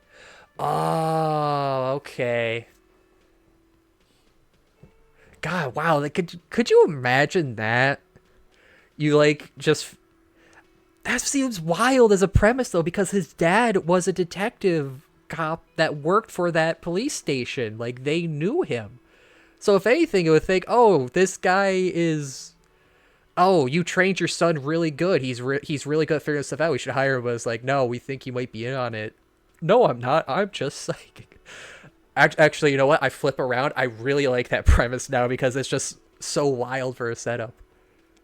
I really need to watch Columbo for meme's sake. It is crazy how just a show from the 70s just came back as, like, meme format. You gotta love how the internet works. Anyways, yes, Kim, I've rambled enough about my favorite detective shows. What are your favorite detective shows? Do you like the CSI? You know, funny glasses meme, make pun, shout yeah? Who are you? I don't see how my life is pertinent to the investigation. What's there to know about a lame binoculard? I have to say that because of binoculard. Binocular? Is that how they do things over at the 41st? No wonder your clearance rate is so low. Yeah. Well, I mean, you're the one who didn't want to open up. You were being rude first. You seem to be following me. Excuse me? I'm just pointing out. Can't I observe things? Can't I just say things? You have a distinctive way of walking. If I were to walk in front of you, we would surely collide. What do you mean distinctive? You checking me out, bro? I hope you don't take this the wrong way. It's just a collegial observation. In the 57th, we call it the Jamrock Shuffle. Officers from Jamrock's 41st Precinct tend to move a bit erratically. Jamrock Shuffle, I like that. They say it's a scene-clearing technique developed by one of your lieutenants for gathering evidence. It's erratic, yet thorough. Prioritizes containers. That's racist. I don't prioritize containers. I prioritize papers. I'm sure you don't. It's just a stupid interdepartmental thing. I'm making assumptions. We should move on. It's like, the racists had nothing to do with any of this. I just called them racist for no reason in all that. Passing along frivolous interdepartmental stereotypes is not usually his oeuvre. He regrets bringing it up. Oeuvre. You know, I know one of you guys said he's French earlier. Is this game really is this a French dev game? Because I am noticing a lot of Frenchy words. Tell me about the case. What do you want to know? Why are we on the same case? I'm afraid you and I are pawns in a pissing competition. All right, buddy. Let's whip it out then. His disdain is clear. This man would not use such an expression otherwise. I'll let you know, I drank a lot last night, so I'm going to win this pissing competition. Everyone will have to clear this room. You don't know? I assumed you were in on it. I don't remember being in on anything. That's good. It's Tell me just about it. stupidity. We shouldn't waste any more time on it. If you want my take, ask me after we've inspected the victim. No. Tell me now. Like I said, they've been there for 7 days. Later. Was there anything else you wanted to know about the case? Anything. Just give me anything at all. Just roll the dice. Maybe you can tell me what you do know to help me narrow it down a bit. Nothing at all. I feel like I've been very clear that I don't know anything. When I told you I'm not a cop, I really am not a cop. Do you want me to brief you? Yes. No. There's no reason to wing anything. If you didn't get the brief, that's okay. I did. 3 days ago, the Okay. RCM Emergencies Desk received a report about a security guard who was found hanged in Martinez. An anonymous caller said there was a dead body behind the Whirling in Rags hostel cafeteria. The cadaver had been there for 4 days. No one had come to investigate. Whirling and rag. Well, it sounds like he's just living up to the hostel's name. During that time, the victim had been stripped of his belongings. Oh, never The mind. caller did not identify him, but used the word lynching. There is an ongoing labor dispute between the local dock workers and the logistics company Wild Pines. I was told we should approach the death as part of this dispute. Okay, if he was stripped of his belongings, then he's not whirling in rags. He's whirling in the buff. Okay. Who was the caller? To find him or her is one of our tasks here. For now, all we know is that the tone was muffled, using a device of some sort. The desk could identify neither the caller's age nor sex.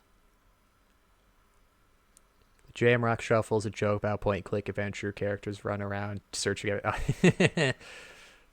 I like that. There's a strong prejudice against involving the RCM in what's seen as union matters. The dock workers' union is the de facto police in Martinez. Now it appears they've started executing too. We cannot allow that. Ah, typical unions, always overstepping their bounds. Ah, yes, of course, I understand everything. But what's the RCM? That's us, the Revachol Citizens Militia. We're the police in this city. Militia? That makes it sound like we're self-appointed cops. So are we finding the killer? That's right. Secret task. Cool experience. Ask him to tell you about the case. Would you say this is mysterious? No, it's not a particularly mysterious case. Why not? We have an unknown victim and an unknown caller. The deceased is a security guard for a corporation involved in a labor dispute. It doesn't take a DeLorean polymath to put the pieces together. I just don't see the case getting more mysterious than that. Well, whoa, Einstein, we don't need to be using big, fancy mathematical terms around here. Let's see, I was thinking, so, you know. oh, which one? Okay, the case probably is mysterious, but could it be sexy? I mean, come on, they're hanging up. Maybe this was a case of bondage gone wrong. Autoerotic asphyxiation. There was some interest in this case at my station, but not for the reasons you have in mind. You seem to wish there was Cut this boring stuff off immediately. You know what this case is about. Come on, man, I'm very alone. I need this. Sure, there's not some sex angle we should be considering? Good point. Martinez is famed for its occult sex murder rites. We'll get on it immediately. I knew it! The weary tone is the surest indicator that the lieutenant is being sarcastic. Doesn't have to be a cult, it could just be sex murder. Doesn't have to be a murder, it could just be sex. It doesn't have to be sex, it could just be cult murder. Really? That's mega sexy. No, not really. Was there anything else? I'm starting to not like the fact that all of you people say something and then turn on it. He's basically challenging you to sex it up with some lurid twist. Don't get right into it. Sit on it a bit. Then hit him with it. Let it go cold and then slap him when he doesn't notice it. Just really whip it out on him. Good. Okay. Wait. Legendary 14 convinced there's a sexy dark mystery twist in the case. Okay, I want to wait. Oh, it's wait. I may retry it. Okay, let's hit him with that. Let's get him. We waited 5 seconds. Only banal things strike you. At the core, you're a very banal person with a very small soul. Aw. Why you gotta hit me like that, me? One you should be ashamed of. It's no wonder the soft one doesn't want it back. It was right to abandon you. Damn, ouch. Okay, I have to level up my inland empire to open that back up. Okay. I was like, yo, you're bored, you can't think of anything. No wonder why that girl doesn't want you. Ouch. Oh, neat, it actually has the time I've gotten things. What do I have? Karaoke, find some smokes. I gotta report my badge missing. Interview, inspect the body, Ask him more about this after the inspection's done. Okay. You should know I can't remember No anything. response. He just arches his brow. No, I have to repeat. I just need to make sure you're fully aware. Have you of tried this. concentrating on something other than your personal affairs? Well, no, because other things don't involve me. There is a sudden, harsh edge to his voice, like he's tired of hearing about your personal affairs. Well, what's wrong with the personal affairs? Not a fan. It's just the nature of lieutenancy. The RCM deploys a self-styled structure called the Decomptage as its chain of command. Every lieutenant is responsible for 2 sergeants and 8 officers. That means the average lieutenant has to deal with quite a few personal affairs. Even you know this. I'm afraid this is a medical situation. Really? You look fine to me. No, dude, this is irrevocable damage. This is unbelievable. You cannot fathom the damage I'm in right now. This psychodrama is unbecoming of an officer. No, dude, you do not understand how much alcohol is in my system. Then you should consider seeking medical attention. You can use the radio in my kinema to call your station's Lazareth. Was there anything else you wanted? Okay, I think that's all. Call the Lazarus to sort out my issues. Use some more courage to make the call that you don't feel hopeful. Okay, experience. I need 100 to level up. Okay. So that's going to be a while. Okay, it's after 9. Let me check on that girl again. You stay... Oh, I guess he's really, he's going to follow me. The door is closed. Still nothing. The lieutenant gives you a quick glance. He doesn't like where this is going. You should punch a fucking hole in it. The murmur in your ear. I can't punch the door now. He's going to be cramping my style. Yeah, I'm wearing pants. Yeah, I don't think there's a tape upstairs. I'll just leave it be.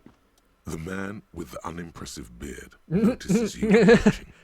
He drops the ledger he was holding and turns to the lieutenant. Unimpressive beard? I wouldn't even call those little pencil marks of beard to begin with. The man with the non-existent chin. Mr. Guard, right? You run this place. Don't worry, he's there to hold you back. Yeah, exactly. He's cramping my style. Yes.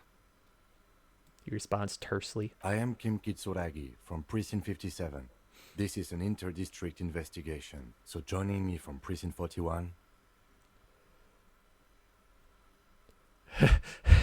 The harbinger of ruin. No, I'm gonna keep saying nothing. I will never reveal a name. Right. Now, I know it took us a while to arrive at the scene. It also took you a while to call us and report the dead body. It was you who placed the call, yes? It was the bird, wasn't it? You're protecting it. You're trying to cover up the evidence by fixing its wing. No, I only just got here. It was probably Sylvie who called you. She usually works the bar here. I'm only temporarily taking over her duties. Do you have her number? As a matter of fact, I do. He looks behind a pile of coasters, finds a slip of paper, and hands it to the lieutenant. You said you just got here. From where? Are you a local? What, of Martinez? No, I live in Jamrock. I only sometimes come here to keep an eye on the place.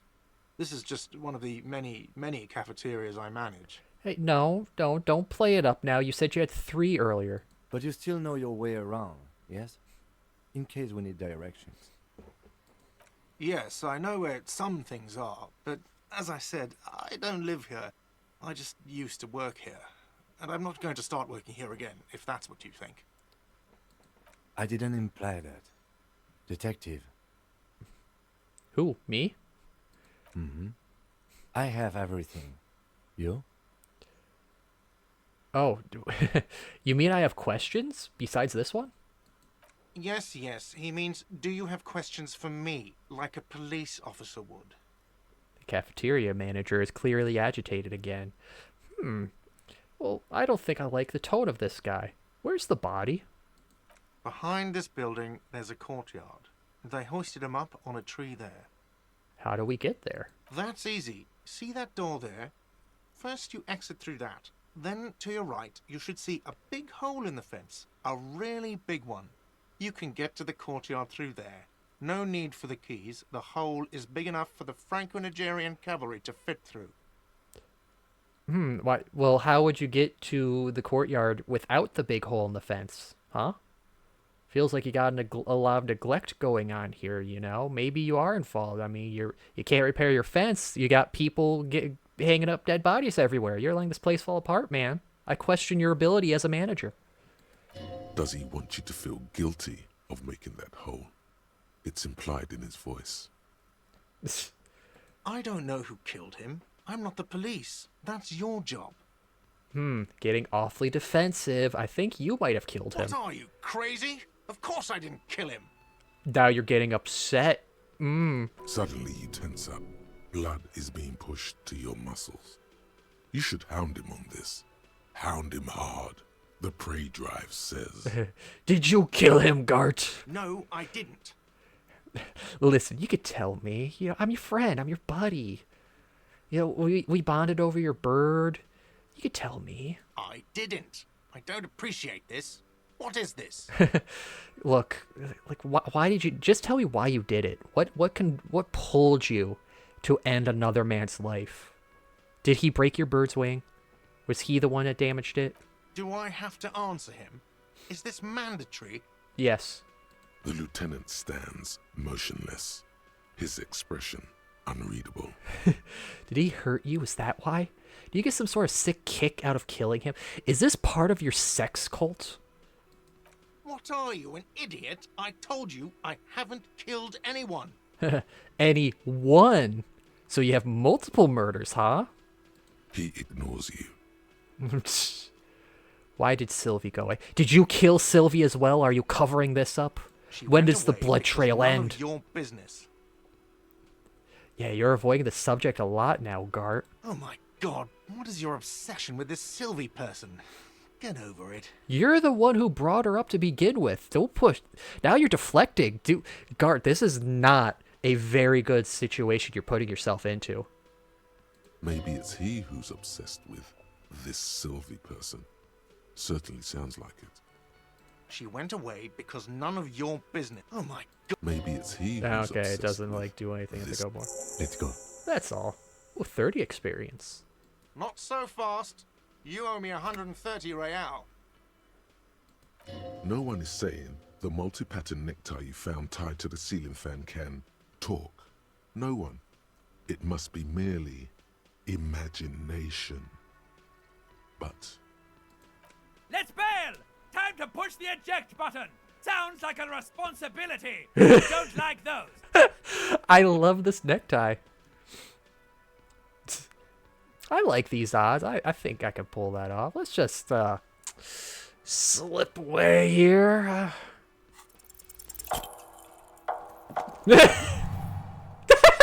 one moment you're running like the wind.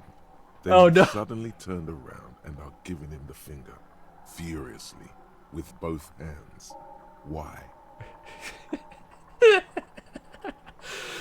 Fuck you, asshole. Watch out!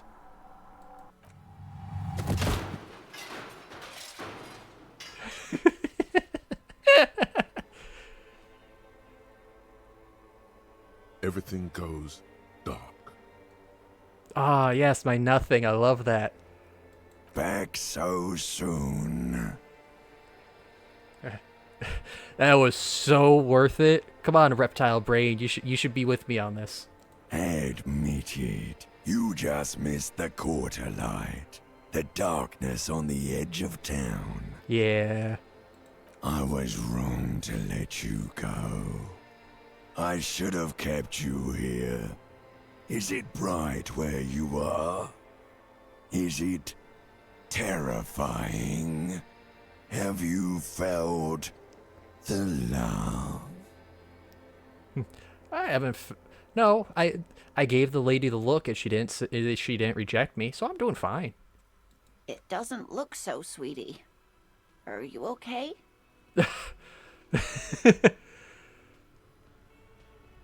No, you have sustained a trauma to your lower neck. In addition, you have strained your left trapezius muscle. Pain surges down your back when you move. I like old wheelchair lady didn't suffer from a lot of that. Didn't want to tell you about this one, but I'm kind of glad you got it anyway. I'm glad I got that one too. If the failures are like that, I love that. Nah, are you okay, babe? The chair took the brunt of it. Don't worry. Well, yeah, I was asking the chair. Are you okay, wheelchair?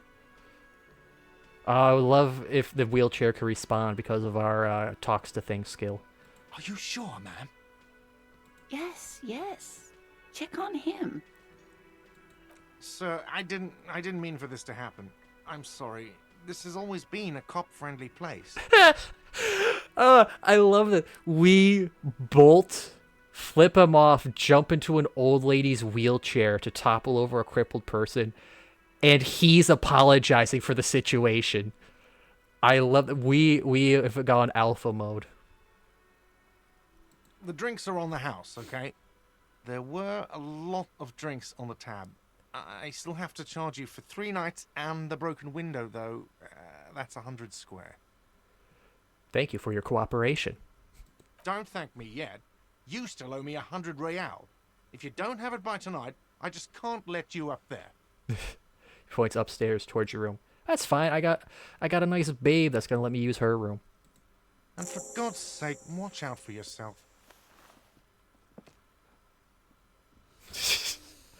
Pay for damages. Oh. By the way, where is home? The address is coming up blank, and this place sure isn't it. I have no idea. But you've been at this hostel cafeteria for only 3 nights. Where were you before? You had to be somewhere. Far away? In time or space? Yes. That doesn't sound like somewhere you can stay if you run out of money. I'll live in a dumpster. I don't care. Fuck everything. Hobo cop. Yeah. I can already think of the theme song now. Entertain the thought when you get the time. Maybe being a hobo and a cop has its advantages. Ooh, new button. What is this image? Thought cabinet. I love that. Temporary research bonus. -1 composure, ungainly and rambling. Research time. 420. Yo. Problem. A cop and a hobo. A hobo cop. Upsides. Can be disheveled. Doesn't have to wash. Carries himself with lurch gusto. Hobo cop don't need anyone or anything. No one can kick you out because you don't have a home. Never pay rent again. Never again, you hear. You're drunk. Why'd you even come here, Harry? Go home. You're embarrassing yourself. Downsides. Are there any? I mean, seriously, come on, give me one. Oh, I don't have the solution. What are all... Oh my god, there's so many things. What is all this? Caustic Echo? Detective Cousteau? Magnesium-based life form. Bringing of the law, Lawjaw. Finger pistols. Anti-object task. Homosexual underground. The litany of contact mic. Finger on the eject button. I mean, what's my composure at?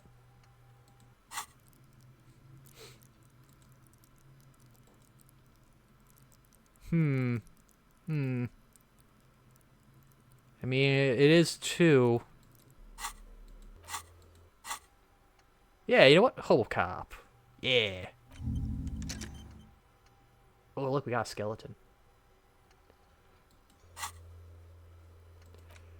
Okay, call Sylvie using the short rave to figure out. Gotta find 100 real. Hello, sweetie. Wait, who's Sweetie? So you like me? You're a handsome man, officer, with your mustache and your chiseled jaw and that silly dimple on your chin. I'm gonna remember this for the rest of my life. But dear, you're not for me. I'm too old and too married besides. 2 married? Perhaps you could be 3 married? You must forgive me. I'm getting so scatterbrained. I completely forgot to introduce myself. She slaps herself on the forehead. I'm Lena. My husband Morel and I are staying with our friend Gary just down the street, but I come here for tea when they're away. Her eyes glitter over the rims of her glasses as she looks up, smiling. This Lena is wacky enough for the Motley Crew. Hire her on the spot. How would you like to roll with me? Whatever do you mean? I want you to be my wheelchair partner fighting crime, ridding backyards of corpses, catching sequence killers. Sequence killers? Oh my. But I think you already have a partner, sweetie. I love how well she's rolling with this. A partner who needs you to help him get a corpse down from a tree. I know, but there are side mysteries, sequence killers, and forays into the paranatural. We might have a zombie on the loose. I can assure you, with absolute certainty, there are no sequence killings taking place in Martinez. There's going to be sequence killings taking place in Martinez.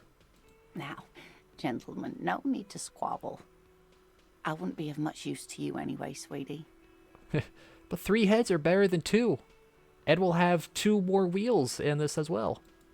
Thank you, but Martinez isn't the most wheelchair-accessible place, you see. I'd slow you down. Come on, Lena. You're handy capable. I believe in you. Perhaps another time. You seem to be in a chair. Yes, dear. I'm a paraplegic. So you're a dinosaur? A paraplegic is someone with limited or no ability to use the lower half of their body. Paraplegia is caused by spinal cord injuries, like falling from a great height, or a grenade explosion. Yes. The most common result of a grenade explosion, spinal cord injury. Did you fight in a war? No, dear. I'm not quite that old. Although I was injured in the line of duty. Were you a tightrope walker? Nothing so extravagant, dear. Though what young girl doesn't dream of soaring over a crowd? What'd you do then? I was a training and development manager at a rapidly expanding mail order shoe company.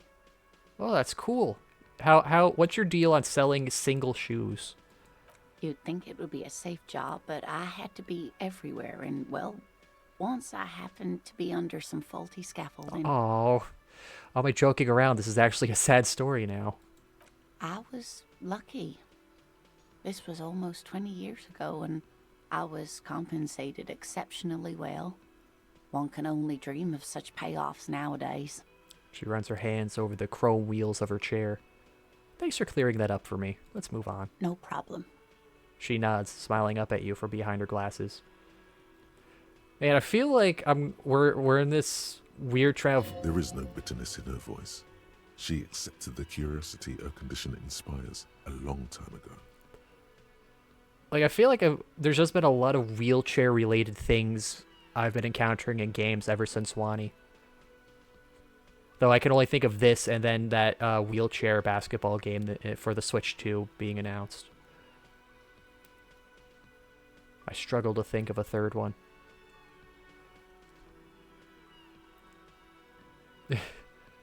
Don't know if you noticed, but I don't know where I am or what I'm doing. Yes, officer. You look rather dazed. Like a stunned fox. But surely things can't be that bad. I drank so hard I forgot literally everything except how to drink, which doesn't really fix the problem. Oh my. You know where we are, right? We're dead. We're haunting each other. We're all ghosts. or in the afterlife. Which means nothing worse can go wrong, so I could do whatever I want. Now.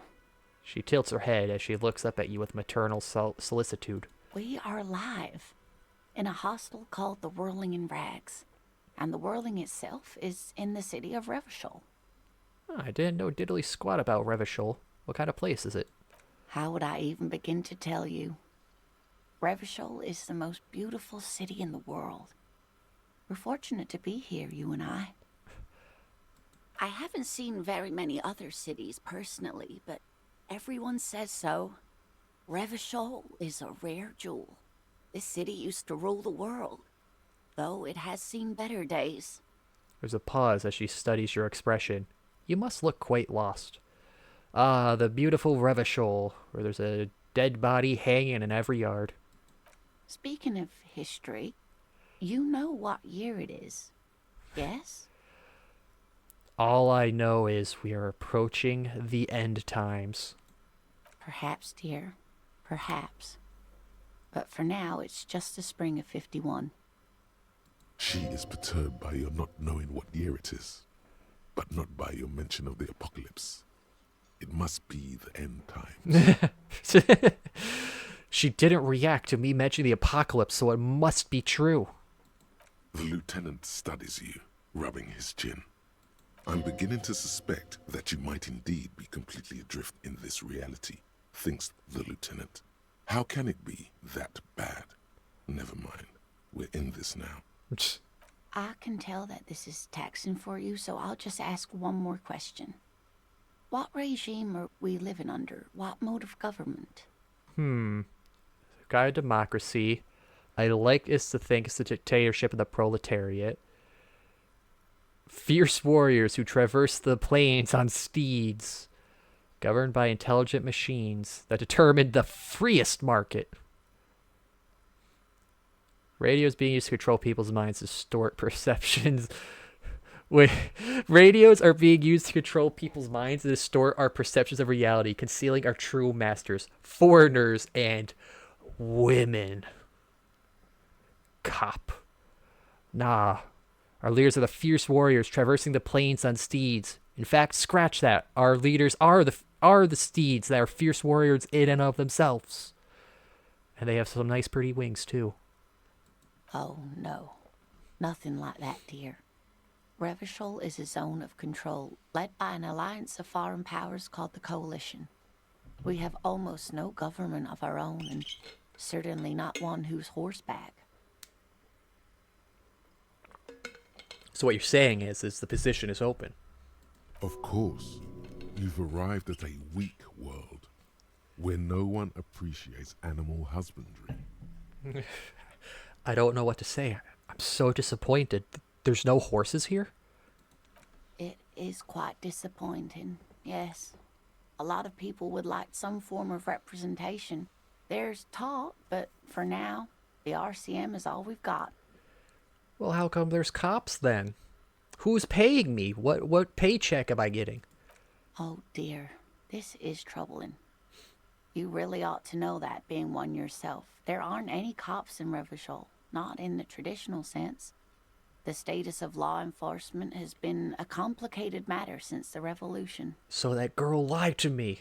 She hyped me up for nothing. But we should stop for today, sweetie. You look like you need a break. Besides, I'm not the best person to explain the big things to anyone. She's scared now. She's realized you really are brain damaged. So, how did I do? You didn't do too well, dear. It does look like you're having trouble remembering things. History and places.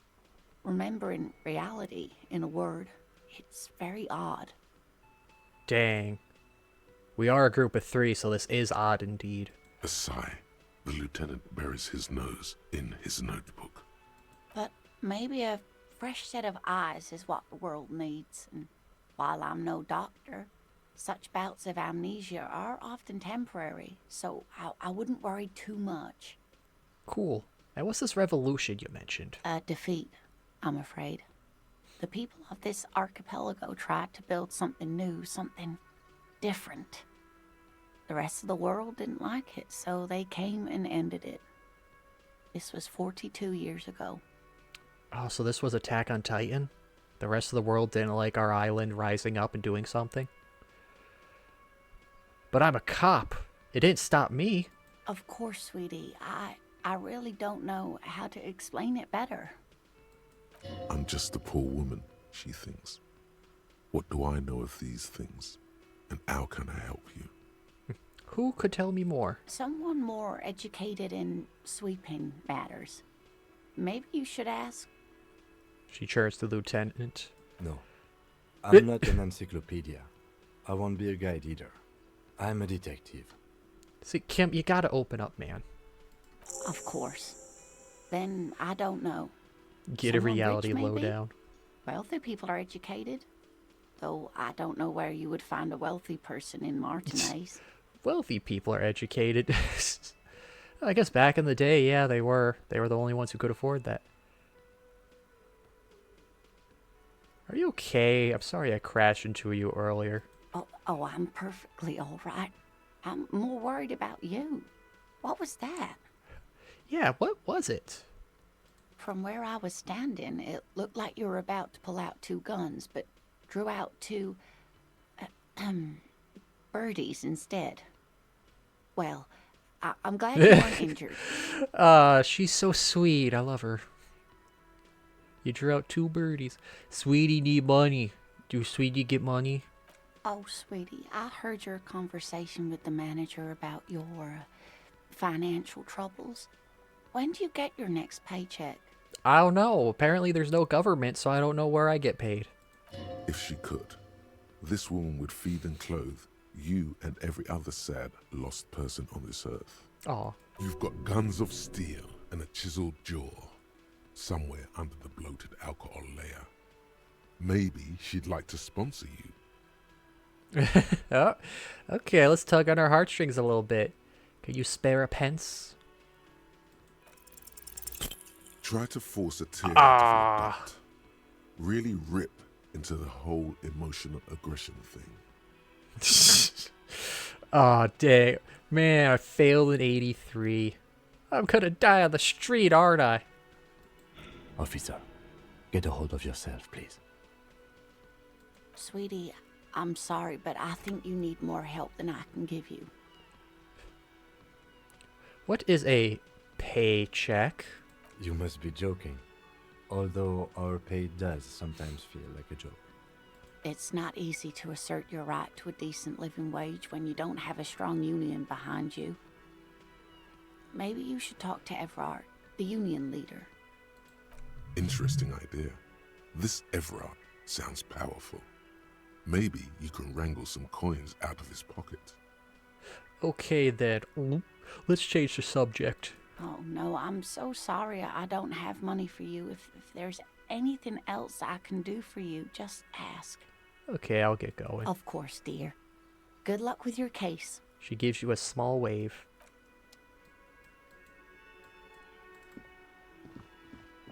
I wonder, anything new with this guy? Can I help you? I've seen something here at the Whirling Gart. A thing I need to talk about. No, by the way, I'm going to sing karaoke here. Just letting you know in advance. Absolutely out of the question. Absolutely in the question. First we find a sad banger. Then we sing this place to shit. I love it's just pushing me to sad. What Seeing something here. thing? I saw a sign that said I couldn't go in the kitchen. Why? I'm hungry. What are you, a cook now? That's none of your business. Maybe I am. I'm really hungry, bro. And want me to make an exception for you? You're not even a hostel guest till you pay your outstanding bills. He changes his mind. Fine, okay. The kitchen is closed until 1 p.m. because the cook is working. You can snoop around after that, if you must. I saw a sign that said the mess hall is reserved for the union. Yes, not the whole damn union, thank God. Just the nastiest and loudest faction. He tosses his head in disdain. They come here in the evenings. Dumb, unruly types. Think they're big shit. But they're good customers. They place big orders and always pay on time. He hates the Union, but grudgingly recognizes its power over him. So he's directing his frustration at you instead. Retaliate. Yeah, we're not above gratuitous baiting. It's a shame you gotta suck up to them to stay afloat. I don't. I'm simply providing a service, or really facilitating the offering of services to paying customers, and it doesn't matter. I don't have to explain myself to you. Nice, I got 5 experience for calling him out. We should find out who this Lord faction is, occupying the booth. Loudness means talkative, and we need info. How do we find them? We don't. We have to wait. They'll show up sooner or later. Men get hungry, even striking men. If not today, then they'll be here tomorrow. Okay. What? By the way, you should come back to this thing-based questionnaire if you see anything interesting in the whirling later. Oh, okay. About the money. Yes. Have you got it? Like what? I was ready. Wait, can I haggle him? A lot. For the room and broken window, 100 real. Oh. Yes. Dang. Okay. I guess it's time we should probably go outside and use that car. You know, maybe use that radio for some. Oh. That sugary black rum stain on the counter makes you teary-eyed with joy. It's almost touching how syrupy and sticky it is. How long have you been up already? It's been about 2 hours. It was like 8-ish when we woke up. An hour would have been bad. 2 hours is mystical. You have truly wiped out all trace of yourself if you haven't thought about rum and lemonade yet. I've been secretly thinking about it. I should be thinking about it. Or should I? I do need a rum. I love for Gart to serve. Yeah, let's drag Gart into this. I want him to serve me up a beverage. Forget about the bar. Or don't forget about it. You should totally try to get a drink there too. But first, you should lick that stain off the counter. Yeah, man. Let's get wild. Lick it. You raise a good point, electrochemistry. But let's hold back. Let's lick it a little. I want to save myself for this lemonade. Calmly, the lieutenant looks out of the window. Then to you, licking the tasty rum stain off the counter. Not only a little. Then out of the window again. What are you doing? I'm investigating. I need to figure this out. No, I think this needs a little more lick. We should move. A real drink would go well with those cigarettes you're looking for. That's a great combination. Starting to think. Oh. Auto say okay. Starting to think electrochemistry really is chat. Lower morale, put points into volition. Oh, I could zoom out. Oh, I could zoom out a lot. Wow. Oh, look, it's raining. Huh? All around you, rain falls on the great city of Revachol. Rain drips from the eaves and floods the gutters, washing the filth away. Oh, that zoomed out way farther. The spring thaw must be here. The snow is melting. That's always a nice period. What am I doing? Looking up at the sky, cold water dripping from your hair. What do I see? Grey sky like great battleships, clouds colliding with one another. Rain falls down on the world. That sounds like a very nice moment. Your shirt sticks to your chest. The shoulders of your disco blazer grow heavy. The cold finds its way in under your skin. You shiver, and the city shivers with you. East, west, east, north. But what about Dennis? Sheets of rain over the water. A flight of stairs leading into the ocean. Wave after wave washing the coast of Martinez, with its motorboats and gently swaying reeds. Can we just walk into the ocean? Is that an available option for us? The ruins of a half-sunken sea fort crumble on an inlet beyond the Bay of Revachol. Ghosts rise into the sky. Who are you, ghosts? The skyscrapers of La Delta, the financial district. Faint golden light seeps from the office windows. Like it's like I'm assuming the Union shouting at each other over there. Will you ever go there? Will I? No, you are just one of the hundreds of thousands who watch them rise across the bay from Martinez every day. Man, who was the narrator for this? He's got a great narration voice. What's down the shore? Urban coastline, rain dripping off Eternite-covered roofs, cinder blocks left over from half-finished construction, a defunct research and development building, once seized by revolutionaries. An old wooden church stands on stilts above the water. Oh, we should visit that. Do they have to face the kraken that lives at the bottom of the river? Sweet, I got pretty good physical skills. I think I could take it. Coal City, end of all lines. Let's run my fingers through my hair. Your hair is an oily mess flecked with ash from neighboring coal plants. Smokestacks rise somewhere in the distance. What's on the east? The great gates of the industrial harbor are locked. A chill runs down your back. You shudder like an animal trying to shake water from its hide. Shake my shoulders again. You shudder, looking down at your feet. Dirty rainwater runs veins into the plaza's snow. Ah. So that like gave me a sneak peek of everything around me. I like that. Heap of snow melts in the wheelbarrow. The sign reads, "Fuck the police." But that's me. Pigs go home. The street name is illegible. Excuse me, ma'am, did you write this? The RCM in Martinez. What can I help you with? You sound surprised. We don't see a lot of police around here, that's all. So you're standing next to the sign that says "Fuck the police." Is that an open offer? I have some questions. Of course. What can I help you with? What is the "fuck the police" business? Excuse me? She doesn't understand. She's uncomfortable. Maybe you should drop this line of questioning. The street sign, it says "fuck the police," points to it. Oh, well, I didn't write it there. I'm just sitting here. What about this other sign? "Pigs go home." Who are these pigs? I didn't know pigs like were much of an issue. Man, now I kind of want some bacon. Do you have some bacon on you? I don't know anything about that either. As I said, I didn't write it. Lenval Brown is the name of the brain voice. I wonder if he's done other stuff. We should do a documentary. It's a widely used term for members of the police. It's not loving. No need to worry. We are not saying you did. Okay. Well, I didn't. She leans back, shoulders relaxing. Who are you? Me? I am just a gardener. Good to meet you, Just a Gardener. I am pleased to meet you too, officer. I need a direction. Since the street sign's messed up?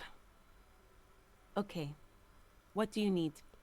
What's to the south, because my city sense didn't tell me. Some shops and a bridge. The canal bridge leads to the coast, but it's broken, I think. Some kind of accident, probably. What's on the other side? Just coast. There's a little fishing village there, and a fish market. But that got closed down ages ago. Rows of stalls under a broad roof, where silvery fish were heaped on newspapers. Water everywhere, pouring from the heavens in the shadow of the old church. What kind of fish market is this? I don't know. The abandoned kind? It used to gather every spring, but there's nothing to do there now. Just drug addicts. North. There's the pier, the Cape Side apartment buildings, some more tenements. Not a lot, really. So it's like if you didn't have a high shiver skill, you could talk to her and get some of this information, but probably not as detailed. The harbor gates? Some kind of commotion, I think. I don't follow the local politics. A fleet store, too. A fleet? It's just water. No, actually, I think they call it the Martinez Inlet. There are some islands in the bay, but they're hard to reach. Yeah, so it's directions, but not as detailed as Shivers. Where am I? What do you mean? Just tell me where we are. We're in Martinez, sir. This intersection is called Roundabout North, I think. Cool. I'm looking for a dead body. Have you seen one? Oh, that's right there, in the yard. She's relieved someone has come for it. Finally. Sweet. Thanks. That's No all for now. problem. She nods, brushing a fleck of soil off her cheek. Of course. I won't hold you back. She wipes her brow with the canary yellow glove. Her gloves. You get the feeling that you need them. You have a dead body to deal with after all. Nah, those aren't my style. Let's let her be. Lady, I did not hear a single oink when I came out here. Where the hell are these pigs? Who's this? Fawn? I am a gander and a hunter and a gatherer. Feel like a traveler. Man mutters to himself, accenting the beats as he goes. I'm gonna keep listening. I like this guy. From another planet. Hey there. What's going on here? It's the jam, my man. He motions towards the sprawl of lorries with a sweeping gesture. What's the jam? It's a traffic jam for the ages. Harbor gates up the street are shut tight. No explanation given. Workers on strike, scabs agitating, an all-around clusterfuck. Oh no. Meanwhile, we're all stuck here in long-haul limbo for days upon days upon days. Upon days. Oh, I'm in limbo, huh? Yeah, exactly. How long have you been here? Feels like forever. Like I was born on this here roundabout and this was all I ever knew. Just me and the metal and the tires, the oil and the fumes and mazout. Wow, cool. I feel like I was just born. I was born here and been here, and this is all I ever know too. We are one and the same, Tommy. Extravagantly phrased. I could roll with it. I don't understand. Could you do it again, but like normal? I can roll with that. Yeah, imagine. It's been a whole week already. Behind the laugh, however, a touch of sorrow. So tell me, what do you need? What are you hauling? High-grade narcotics, illegal firearms, stuff like that. Time to arrest him. Wicked. I always wanted a friend in the underworld. Ha! No, I'm joking, my man. Found runs a Aw. nice, clean business. This haul of cargo is mostly sporting goods. You know, tracksuits and that kind of thing. But none of these people can just be straight up. I'm getting disappointed. They hype up some cool thing, and they're like, nah, man, nah. Actually, the opposite. They usually get shipped to Grad in the Occident. Though we've been making headway in the Il Moran market lately. Can I get one of those tracksuits, though? We're pals and all, but I can't just freely hand out the merchandise. The bosses won't be happy. Aw, but I wanted to go squatting. Is that your machine? This rockin' beauty. Sure is. Like a rash you can't get rid of. You interested in heavy-duty cargo machinery? Yeah, the lorries are pretty neat. Neat. For carrying large quantities of cargo a long distance. These found tracksuits need to find their way to the kids way out in Wamrau and Loran Bird somehow. There it is again. A little touch of sadness beneath his cool. He thinks he's spent too long in this lorry. He's been stuck in traffic for a week. He's getting a midlife crisis. Imagine all the dialogue you can miss without taking these options. Yeah. Like, so, it's like this is definitely a game that's like you could probably play this for like months and still not see everything. I have another The man question. taps his fingers rhythmically against his arm. Got any smokes? Nope. Don't smoke. Where isn't your animation literally you lighting a cigarette? You know, it's the big lorry behind. Some of the other drivers do, though. There's still a few around, waiting for the jam to disperse. Or waiting for the sweet release of death. Yeah, see, look, he's smoking right there. He's got a cigarette in his hand. Yup, nothing wrong with that statement. Your senses have nothing to add. You left the ask around elsewhere. I'm so bad at perception, I literally can't see the cigarette in front of me. You could also check the kiosk down the street. Frit. With 3 T's. Rebishaw's weird. Tell me about this empathy. What do you see in his eyes? I'm gonna keep asking. Maybe I can get that down. It's like whatever's going on over at the docks. Workers got a blockade set up, making demands. No way in or out. What are they demanding? Some pretty wild stuff, I hear. Like a giant new power crane in half the company? I forget what exactly. Good on them, I guess. Also, the whole game is like looking into the thought process of Oneko. Wait, how is this Oneko? I mean, yeah,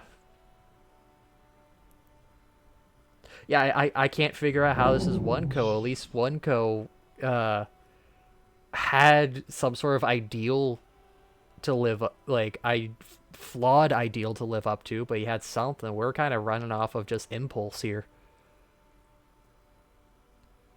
You actually made your chances worse. What? No! I've heard talk there's a company rep in town too. Like a strike negotiator type. They'd know what's up. Precise demands and so on. Ah, yes. From the Wild Pines. We'll meet her soon enough, I'm sure. What do you think the company wants? They want to keep that money flowing in, my man. Ka-ching. He makes a ka-ching sound. Anything else? Anything else I should know? Yeah, this ain't really my area of expertise. I just do my job and get paid. I have things to do and places to be. All of us do. All of who? Us lorry drivers. Camionneurs. You still hang around here waiting for this mess to end. Most have scurried off somewhere to get drunk or high. Or laid. Not that I blame them, really. Not you? Not my You're thing. not getting laid?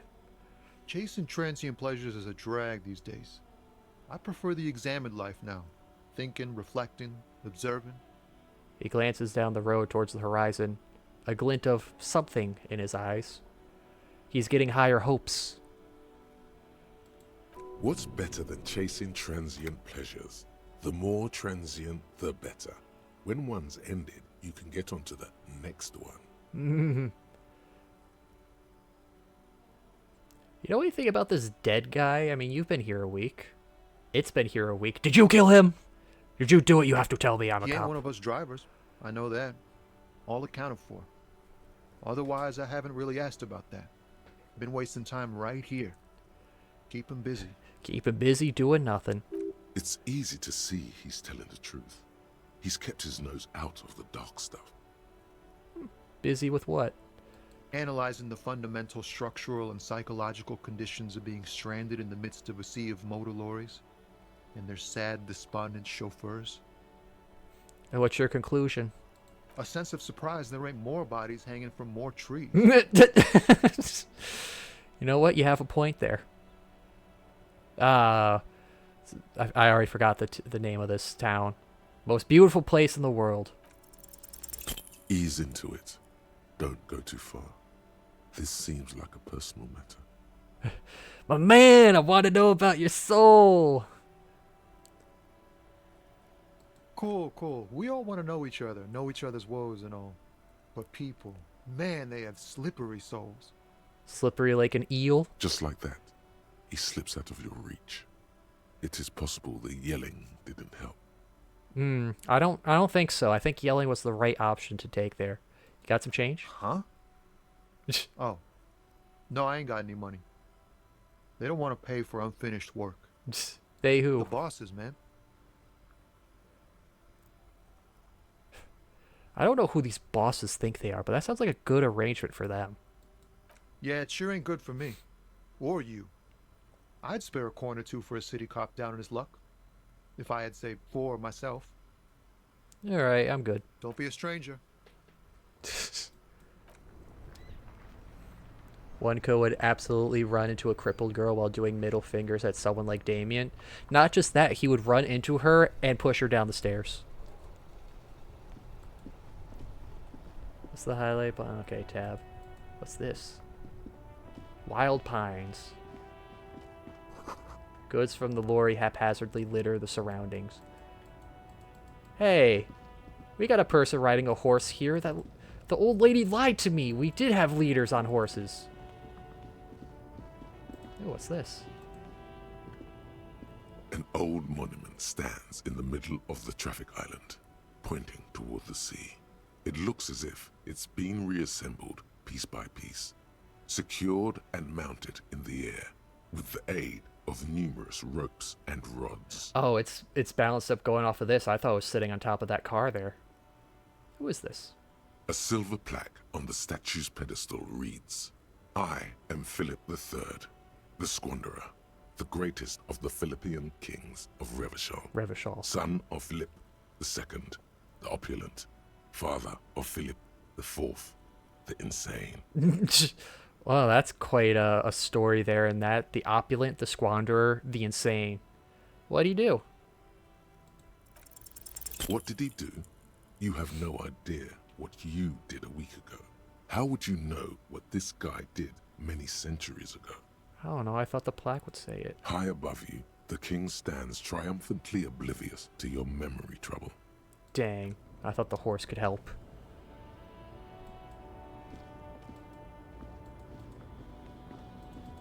Oh. What's this yellow box?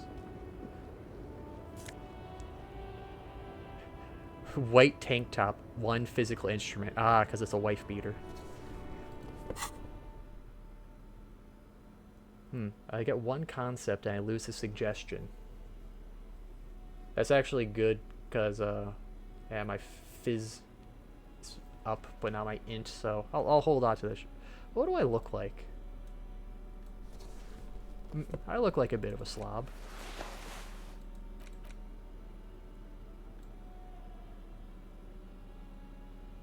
Oh, it's got an unsavory odor, that's why.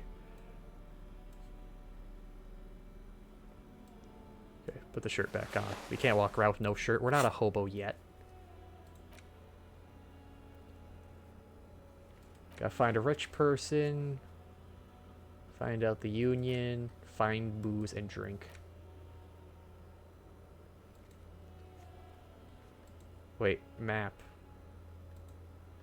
Oh, this would be available later. Okay. Those would show up on the map. Nice. I got 1 reel. I'm 100th of the way there. Who are you? The small, wrinkled woman does not greet you. She nods along to something on her radio. A photograph is clutched in her hands, and there is a warm smile on her face. This is a wild photo. It's the warmth of a winter night's fire. Maybe she could give you comfort and shelter. Some cigarettes and food money. Maybe she's your... Grandma? Nothing. Her smile just keeps widening. Her hair is grey like lead. No, this one is a monster in disguise. Excuse me, ma'am. Can I ask you some questions? No response. Wherever this woman is, your words fail to reach her. Snap fingers. Wait. No, Kim, I wasn't going to snap her fingers. I was going to snap my fingers. She's just a distracted old woman. Better to leave her alone. Why? Why? I just told you why. Oh, I just want to talk. Jeez, man, I just want to be friends with people. Why are you cramping my style? We gotta ditch Kim somehow. We can't keep having this guy around. What's this down here? Ruins full of snow. No one lives here anymore.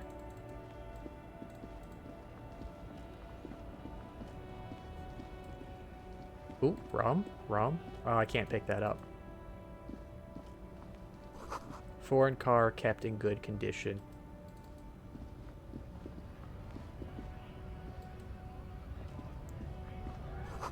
Lorries have probably stored fuel here. Now they store booze.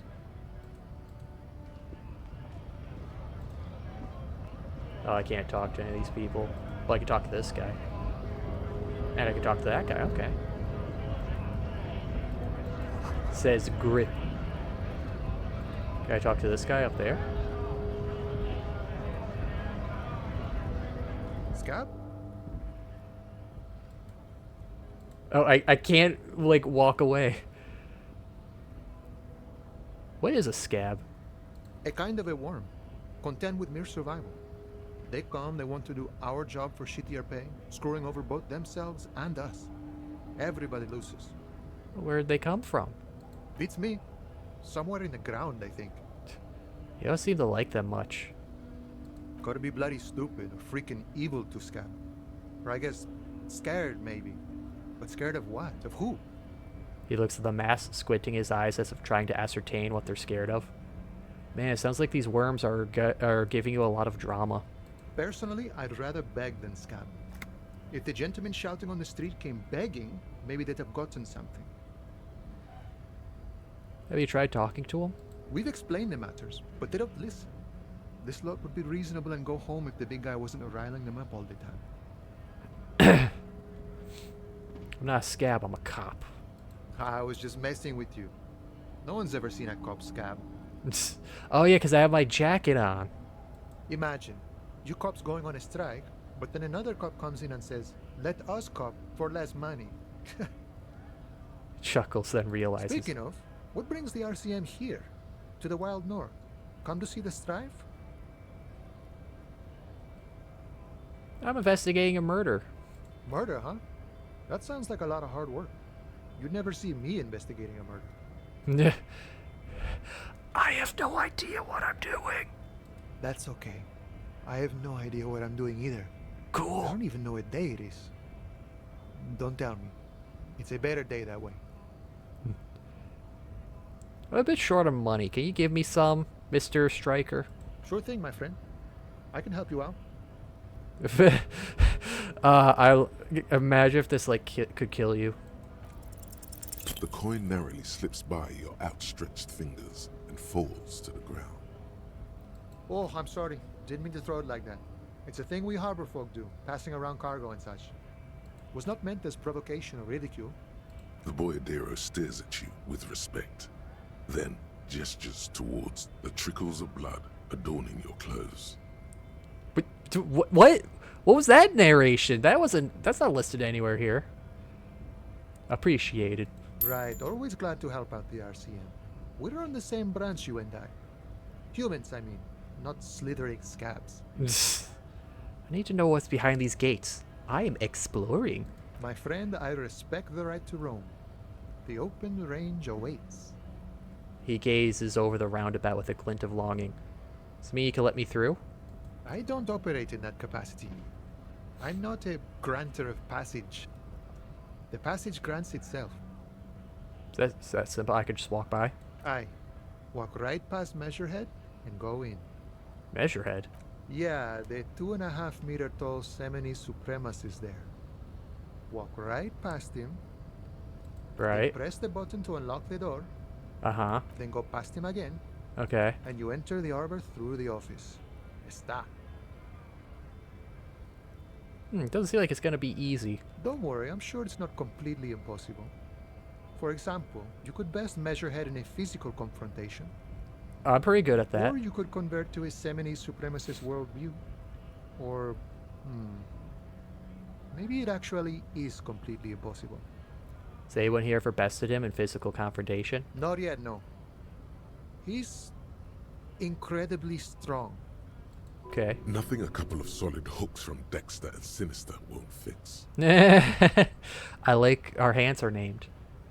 Have they ever converted to his worldview? Jean-Luc himself would say the philosophy has proven overly heroic for the scabs to convert to. Not enough intuition. Got it. Sure. What's the strike about? You know, serious business. I'm sure the big boss will be glad to tell you. You'll have to ask him first. Okay. He's a chatty guy. Wants to talk about the strike. Return once you've met the union boss and are on a better footing with the organization. Nice. Is there a save? Ah, here we go. I'm just gonna save before challenging this giant. In case of a strike, press button behind guard. A hermetically sealed door locked by electronic means. There's no lock picking or door kicking this one.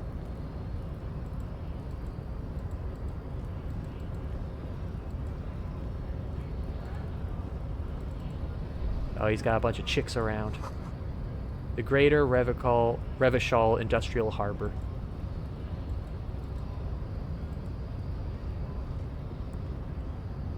Your body betrays your degeneracy. I love this guy's portrait. Yeah, Measurehead. His body totally betrays his degeneracy. The young woman at the giant's side agrees. She sounds like Harley Quinn. Don't say anything. Size him up first. Yeah, say nothing. Size him up. Are you admiring my morphophysiology? I like the guy's tattoos. A ripple of muscle passes underneath his skin. He lets you look. It must be frightening to stand in the shadow of this racial pinnacle. Be calm, Sandwich. You are not in danger because you are not a threat to me. Puff chest, say nothing. What is this androgynous display of sexual maturity? Androgynous display of sexual maturity. He looks down at you, taking stock of your physique. Merely standing up makes you sweat profusely. Oh. Your breathing is erratic. Your own heartbeat in your ears grows frantic, and you feel your blood pressure rise. Ah, dang, I was just one off. Stop it. You are embarrassing yourself in front of this woman and your pedomorphic friend. What is that supposed to mean? Like scrawny? This display of weakness may appeal to older women with a stronger maternal instinct, but it is a liability here on Battlefield Martinez. He is very well spoken. John, look. His body is betraying his degeneracy pretty hard.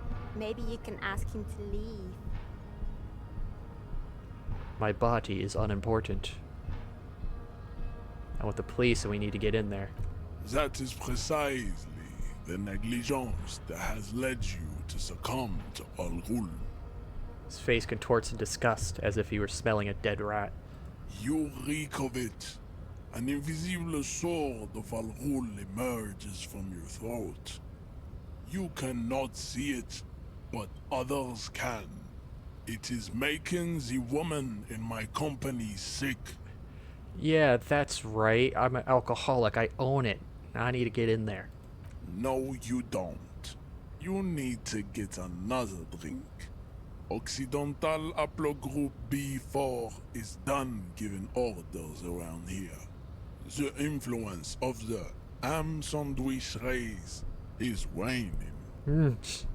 Show him the ham still got it. I think the ham sandwich race still has it in them. Wait. Yeah. Willingly calling yourself a ham sandwich, how far the Occidental Haplogroup has fallen. You were once a noble and powerful race. Wait, so he's not, so ham sandwich isn't like a term for cop, it's a term for whatever we are?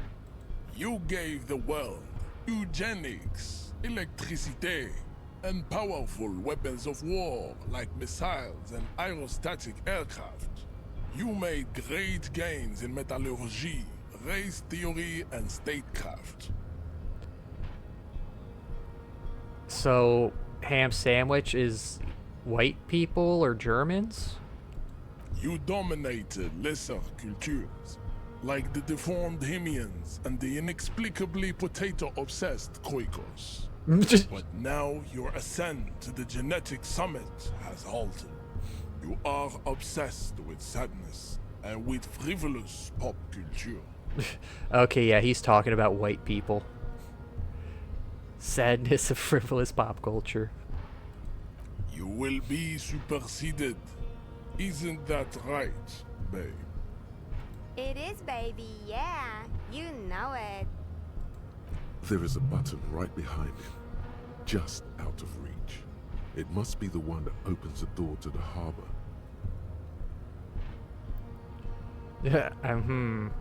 Let's just push him. That is right. You should leave the stage of history with dignity by inviting the other races to a great world war. Bring your troops to the Simonine Islands and to Boogie Street, and we will pulverize you. When you are gone, we will build a museum for you. Oh, that's nice. The walls will be lined with bottles of Al Ghul, your beloved beverage. Inside, we will store the odes to homosexuality you call art, and your microcephalic skull.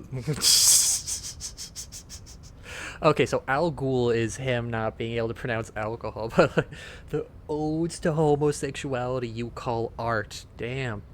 Guy can't appreciate a painting. This is your chance. He's talking. Rip into him with a punch and catch him off guard.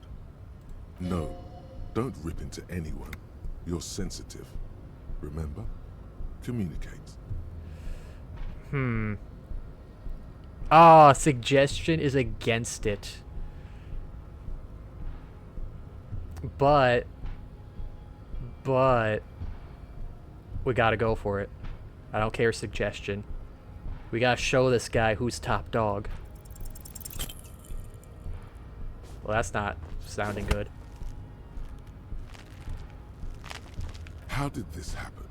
Your little fist is in his giant hand, and he's squeezing it. It hurts. Quick, get him with the other hand. You must be out of your mind, degenerate drunk. Say it. I am a degenerate alcoholic.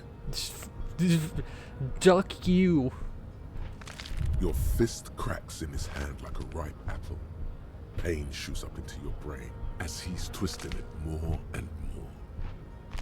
The words to the song have changed. Say, I am a violent drunk. No, I'm not saying anything. You can't intimidate me. Your hand twists in his grip and the pain blinds you. Still you press the words out of your swollen mouth. Good. Now leave before you humiliate your homoerotic organization any further. I will be back. Oh, he's got something to say. I'd appreciate it if you didn't force us into situations where I may have to shoot random civilians, because that won't get us anywhere. I'm not even sure the one bullet my chamber holds would even prick that Hulk. I was fighting bad, unsavory ideologies. I'm a hero. I'm the good guy here. Some political quest. We are here to solve a crime.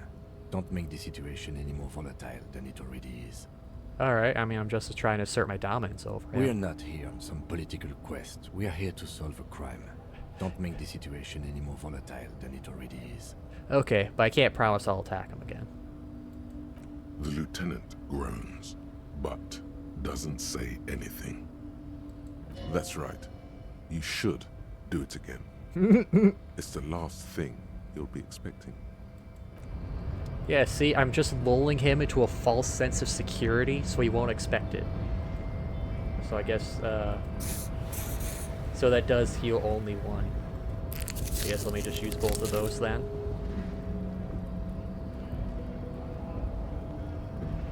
Let's, chat up this guy. Who's he? Nice aggression with the native. Don't let the chief fool you next time. You don't need to be that up in his face. Leave yourself space to move. Oh, so you saw that. Not bad advice, actually. This might do the trick. Let's talk about our right to work. What about it? Your right to work. You here to fuck with us? Beat the honest worker down. Why should I? We're here to fight for a cause. Stripes usually have problems with people who have causes. Well, no. Good. We're fighting for a cause here. Right to work! Right to work! Oh, this is a scab leader. Okay, so he's against the other. I thought this guy was against scabs for a second. Besides, we're not that. Oh, excuse me.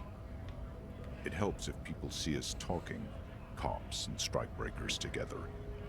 Shows authorities are on our side. Builds confidence. What kind of cause are we talking about? Rights of people. Rights of workers. To have gainful employment. To make a salary. And feed their families. Okay. I have some questions. Maybe you should ask them the questions. Like, why we're not allowed to make a living here. Shame on you! We have families to feed, you piece of shit. He points his finger at the man sitting on the railing. So do we, Scott. The loitering man hollers in return. Who are all these strike breakers? Honest men and women with rights to work, to be useful, not toys for corporate interests. The man runs a hand through his steadily graying military haircut. We came here to help the harbor run smoothly in time of crisis. If union fucks don't want work, they ought to let in those who do want work. His fight advice may have unlocked your attack option. Ooh. I mean, it did sound like my inner voices were doing good on, or approved of that. Why do all these men follow your leadership? Also, hello, Dan Slacker. Thanks for stopping in tonight. How you doing? You think they follow because I'm big and loud? No. They follow the rules of the market, the rules of the economy, because they were given a job to do! I mean, you being big and loud might also be helping, too. What's your goal? We were promised work. We'd be in there, working, if the bastards hadn't shut the gates. And you're unable to breach the entrance? Main gate's locked. Would take heavy ordnance to bust it open. Could try to get in through the secretary's office. Door's locked. The guards blocking the way to the access panel. And I don't mean the scrawny mess punk either. I mean head measurer. Or whatever he is. Head measurer? Yeah. Giant on the bridge that kicked your ass. Head measurer. Won't let the workers by. The access panel is right behind him. Hey, he didn't kick my ass. He crushed my hand. There's a total difference there that I'd let him do. How about, I mean, he's one guy, and you are many.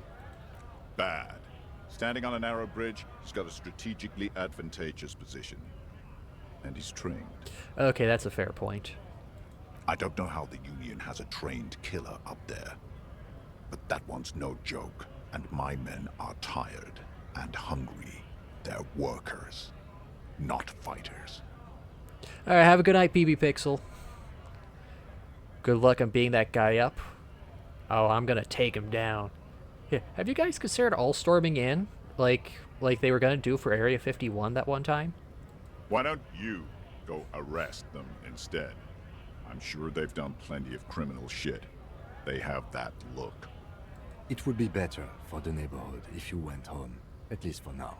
If you can't get in anyway. No! They will give up eventually. Or get drunk. Leave the button unguarded. Then, we charge. The man rubs his jaw, a perfect, lightly bearded square wedge. Yeah, I want to get in the harbor, too. Have fun. Union shits are on full strike. Don't think they're going to let you through the gates. I'm trying to meet their fat boss. I'm interviewing people about a murder. I know nothing about a murder. The mention of a killing sends a barely noticeable shiver of tenseness through him. Interesting. Absolutely nothing? Wouldn't put it past these harbor bugs. They'd do anything to stay alive. Right to work! It's shameful. Cops doing nothing. You should bring backup. Open up the gates for us. Blockading gainful employment for workers is a crime. No. We are not picking a side in this just yet, sir. Pity. Let us work!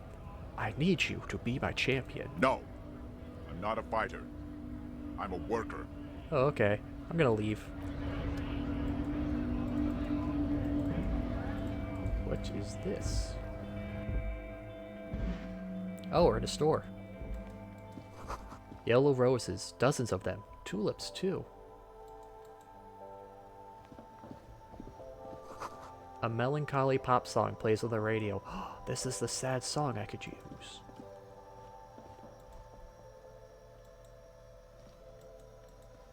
The tear machine stands in the corner. A sign says 1 bottle equals 10 cents. What is this? Oh, that's the tear machine. But what is it? It's a machine for tear. You know, you find tear outside, like bottles or whatever, and put it in the machine, then it gives you money. I see. And how do I pick up tear for the tear machine? You need a bag, I guess. We used to have some, but we gave them all out, so... She shrugs awkwardly. Feel free to use it if you find a bag, though. I'm sure there are some out there. Somewhere. So I could do some recycling to get some money? A small cabinet on the wall is filled with various medicine bottles, nasal sprays, and blister packs. They all bear the Saint-Baptiste Pharmaceutics logo. Just ask me if you need anything from St. Baptiste. We don't stock prescription meds, but we do have Nosafed, Duramine, Magnesium, and Hypnogamma. What do those do? I don't know. Let's see. Nosafed is a nasal spray. Okay. Duramine is a really good painkiller. Okay. Magnesium is a dietary supplement. Okay. Hypnogamma is... Oh yeah, magnesium is my blue. I don't really know what Hypnogamma is. I guess it makes you feel less shit. It's recommended to use after lots of partying, studying, or exercising. Can you be specific? No. Sorry. I'm not like a doctor or anything. Oh, okay. Nosafed heals +1 health. Oh. Duramine heals +3 health. Magnesium heals +1 morale. Hypnogamma heals +3 morale. Ah, okay. St. Baptiste. You know, the pharmaceuticals company. Ah. St. Baptiste Pharmaceuticals. The one that sells meds out of St. Baptiste. That one. There. So this cabinet is St. Baptiste. What's this? What do we got here? You see several packaged raincoats fill a low shelf beneath a display of croissants and juice bottles. The raincoats are transparent, except for the big Fritta slogan on the back. Forget the raincoat, I want a croissant. What is what? It's a raincoat. If you want to buy one, then it's only 4 real. She taps on the glass counter. Raincoats patiently await purchase. Oh, I gotta get a raincoat. That's good vibes. A colorful display of cigarettes and alcohol bottles line the shop wall, inviting you closer. I need those. There, in that dark green glass, all in vain. The great flowing river of warmth, wine, alcohol, beer, alcohol, love, alcohol. Say nothing, just take it in. I'm obliged to inform you that both alcohol and cigarettes damage your health. But I guess you already know that. Know this, you will never finish your alcohol quest if you don't buy beautiful alcohol. Oh, let's see. Oh, they all give 1 physique and -1 more. Oh, except smokes. Ah, so it's like a stat buff, but then they hurt. Hey, +1 physique. That could help us. We'll get drunk and we'll go fight the guy on the dam. Please, please tell me more. The pale aged vodka is special, I guess. It's stored in pale for a couple of years, which makes it super expensive and super strong. What is pale? You know. She shrugs, unexplained, and explaining it further. Don't worry your pretty little head about it. Let's concentrate on what's important here. What will consuming this do to my body? I already said it'd hurt you. I don't know what else they do. She stares at you, unsure. Substances give powerful bonuses to your main stats at the cost of damage to your health or morale. Cigarettes raise your intellect while damaging your health. Alcohol raises physique while damaging your morale. Use medication, like Nosafed and Magnesium, to counteract the negative effects of substances. Note: consuming substances can have unforeseen consequences for you. Nonsense. I'm like awesome in physique. Oh, wait. Under the counter. I'm obliged. No, Frit only sells legal drugs, like the law says. Sure, but like, come on. What are you selling at the Welcome counter? to Frit. feel free to look around or something. Everything is out on the shelves. She returns to her magazine. What's that magazine she's reading? What magazine are you mean reading? This? She looks at the cover, boasting a colorful photo of two girls kissing. This is Pop Stars. It's got, like, famous people in it. It's not for sale. I approve of this. Very futuristic. She pops her raspberry-flavored bubblegum and nods. The lieutenant frowns at you before turning to the clerk with an apologetic half-smile. It's got an achievement. Reach the lowest of the low with Kim, and it had the glow around it saying it's a rare achievement. Hold on. 2.4% of players have that achievement. Hit an all-time low with Kim. Was that specifically just pointing to a lesbian magazine and being nice, or did I just make so many bad choices around Kim that he's just regretting having this job at all now? What is this frit? I don't know. Frit? Why does it have 3 T's? I think they think that the extra T makes it funkier. It doesn't. Okay, I have some questions. Okay. I'm not really supposed to be chatting to anyone, but... Can you tell me anything about the reality we live in? Reality? You mean, what reality? Economic reality, or... No, physical reality. I don't know. What about it? Where are we? We're in Frit? No. A larger scale, like... As mankind, or as a nation, or... As a mankind. In a good place.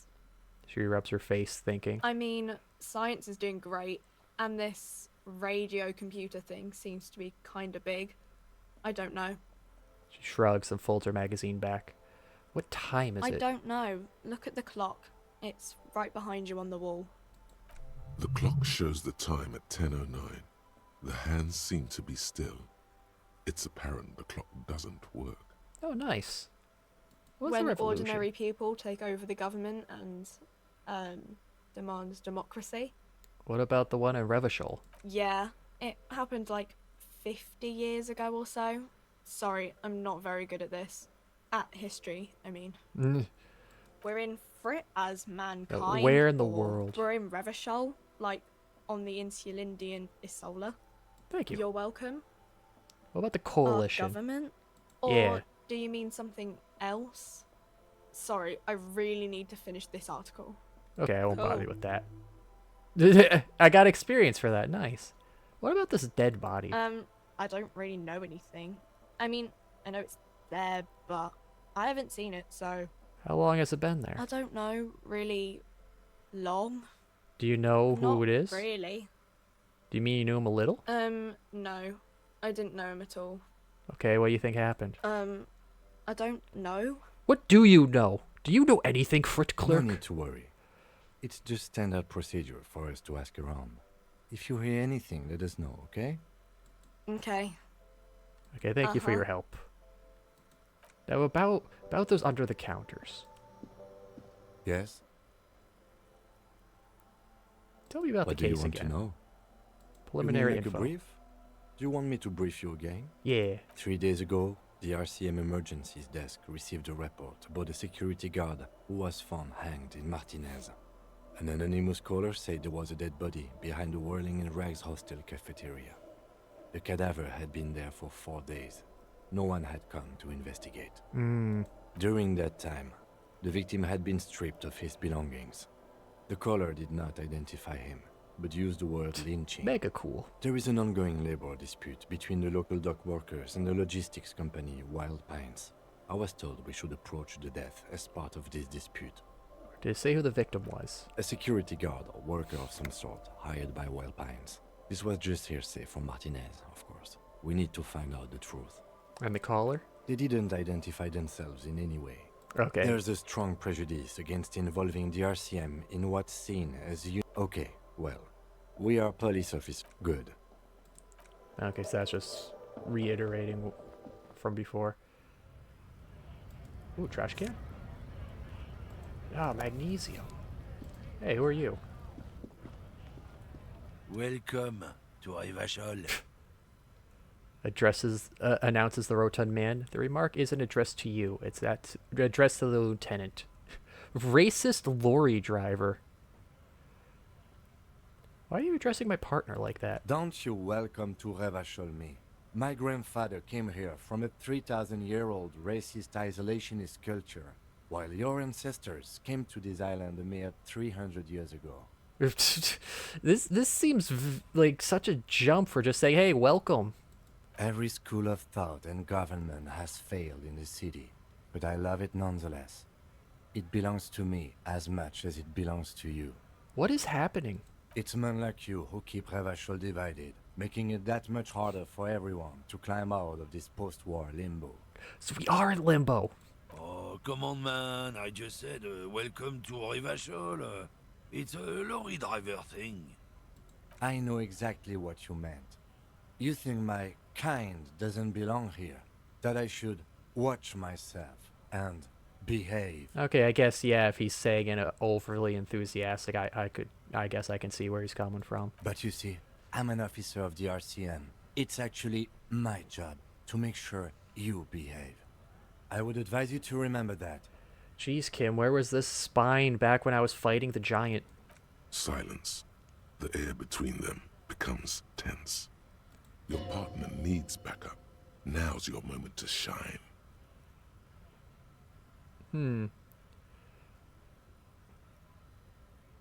Yeah, you know what, Kim? I got your back. You two make a cute couple. You know that? The lorry man spits. The lieutenant exhales and resumes his regular calmness. Yeah, that's settled. I have a couple of questions. Whatever you say, officers. He waits impassively, cigarette smoldering between his fingers. You got a smoke? No. Oh. He's got a smoke right there, in his fucking hand. Snatch that shit out of his fat fingers. You need it after listening to his garbage. You're smoking one right now. It's my last one. You hiding from me? I don't want to take the cigarette you've been smoking. You're not a girl. Why would I do that? I'm an honest man. No, fuck I oughta. What, officer? I oughta shit. I'm gonna say nothing. Sorry I couldn't be of any help. What was this argument all about? It's about biological determinism, natural law, the sorting of the races. Okay. Not the most popular topic nowadays, with a coalition in charge and all. You might want to change the topic. That is, bury your head under the sand like common sheep. Do sheep bury their heads under the sands? I think you're mistaken, mister. Change the topic. The way he says it makes it almost sound like a threat. Yeah, to be honest, if you are an honest man, sir, I'll be honest as well. I just can't remember what it means. Please explain. People who've studied these things say that you and me are superior by design. So, naturally, we Occidentals should be in charge. Obviously, you can see the merits in that. Okay, who else has thought? I could tell you're a prime example of superior design. Who else have thought that up? So, lately we Occidentals have experienced an unfortunate downturn when members of the superior race cease to believe in their innate superiority. They stop competing for resources. Okay, what's the problem with that? The problem? The damn kids are showing a real good game lately. Same with the mosquitoes. And the other introduced species too. They're on the precipice of cultural victory. Oh, we're playing Civilization? I mean, I usually go for a domination victory myself. It's what sometimes the the kids science. of Boogie Street are going for, right under our noses. And the others too, on the radio. Heard any chansons lately? Heard any motetos or leader? No. Dominating culture is how they plan to win. They say so themselves. Uh-huh. It's true. Also, you need to realize the dangers of mixing races. Who knows what might happen if people don't stay in their birthplace? You might end up with a new sub-race, with unknown characteristics, leading to extra competition. That's why I you've think got to control he says this when he's got these like ratty teeth right here. This is the first option. Yeah, I can get down with this racism thing. You know what? Let's change the topic. Go right Actually, ahead. You may be a cop, but that won't help you avoid the calamity to come. so you get the fattest, rattiest guy to be the topic on Lieutenant this. Khazard's stern expression remains unchanged, but you sense something there, below. Not a lot of moral fiber on this one yet, he thinks, wriggled out of it. What happened? Did your balls shrivel up? You had plenty of chances to get off this road, but no, you let this guy keep talking. Then, when the time came to make your choice, you tried to split the difference. Weak. Aw, dang, authority ripping into me. What are you Oh, hauling? not much anymore.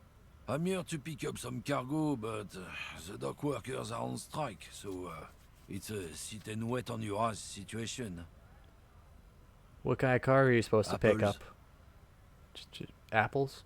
Yeah, apples. I take it you had other questions? Why do I feel like this is code for He's something? given you the runaround. Let's be honest, you were bested. Aw. Okay, we're done.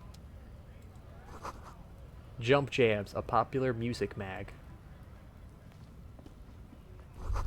A glossy magazine, most able-bodied men. This issue hosts a top 10 list. Oh no, they're much hunkier than you. No. Oh? You shouldn't feel threatened by handsome men. Don't be silly. Closed for winter. Please use main entrance. Okay, well, there's a car, so we can use the radio. Let's check around a little more. Some great Teutonic forces cracked the pavement like an eggshell. The worn and beaten wooden planks of the bench do not look overly comforting. We can sit on benches after we've solved the murder. Let's go. You can revisit the bench if you ever need to pass the time when Lieutenant Kitsuragi is gone. Oh, so we can have him go away at some points. Not be cramping our style. There are bottles inside. You could pick them up if you had a bag. But how hard it will be to find a bag.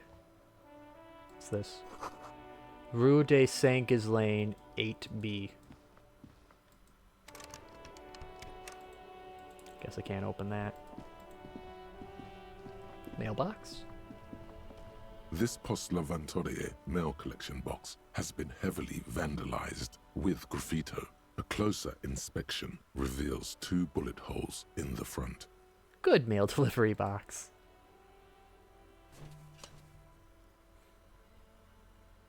The box seems happy. See, that's what we need in games. You don't need to pet the dog. We need to pet our mailboxes. Eat shit pig, fucked by the coon, and St. G with a crown have been scribbled on it. Jenny is a whore, and best set mailbox also. You know what, mail collection box? You need to man up, man. The mailbox does not know how to man up. It is an inanimate object. Let's pat it again.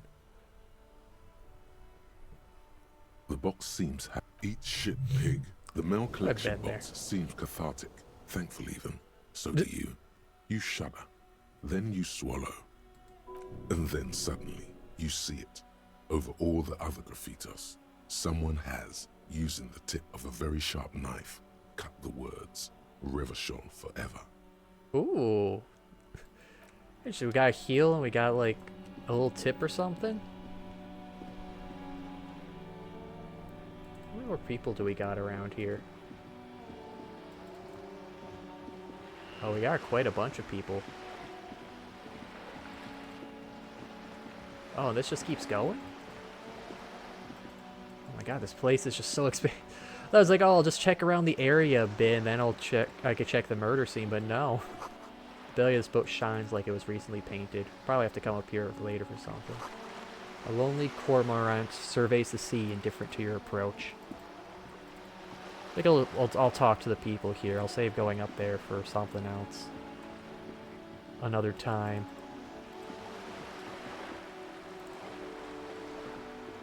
This coin-operated viewer is facing south. The instruction manual says to insert 25 centimes and pull the handle while looking inside. Then use the focus knob to zoom in if necessary. Yeah, sure, I'll Your put a money coin. disappears into the coin slot. A clunk. The ring of metal. The Look inside. curtains on the display open. You lean in to catch the view. It's blurry. Different blues and greens. In the middle of the shimmer stands a drab grey shape, like a ghost. A ghost. The lenses shift. The ghost sharpens into an islet in the bay. In the ruins, a man-made structure is visible. A half-sunken sea fort. Its concrete almost reconquered by nature. Oh, neat. It looks as if it was abandoned quite some time ago. Nothing but a rotten tooth remains of the anti-aircraft tower. A lonely birch tree grows out of it. Oh, I thought it was going to be that church. Its leaves ripped from it by the winter wind.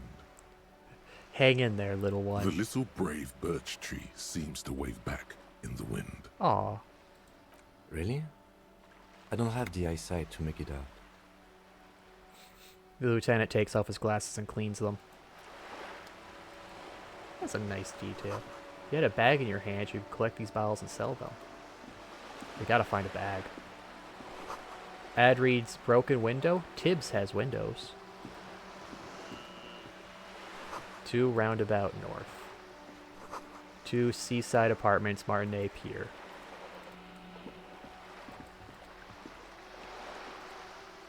Better watch your mouth around me, boy. You hear the distant squall of seabirds. Oh, bag? I found my bag. Now I can collect all the bottles. Oh, hey, this is a yellow one. Splatter of bullet holes line the wall. The things I've seen and said. Let's get some of those bottles out of here. Oh, wait, what? I can't examine the thing again? What? So I checked it early and now I'm just locked out a bottle? That's stupid. This coin-operated viewer is facing southwest. Its coin slot is full of fossilized bubblegum, rendering the machine permanently inaccessible.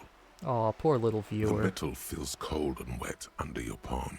It looks unhygienic. Look A inside. thick layer of graffito covers the lenses. You spell out the word Onuk written on the other side, with N and C scribbled backwards. I wonder what Onuk is. Under the graffito, a sea of blues and greys appear. Behind the water lies a coast, studded with concrete and reeds. On it, a church on stilts. Lanky, weather-worn wooden planks. An X-shaped cross topping its tower. The church looks old and weather-worn. There are no lights in the windows. Ah, dang vandalism. Probably some kids. The lieutenant inspects the rig slot sleeve. Oh, wait, or maybe, I put the bag in my hand. Aha, now I can pick up all these bottles. 10 cents each. I'll be rich in no time.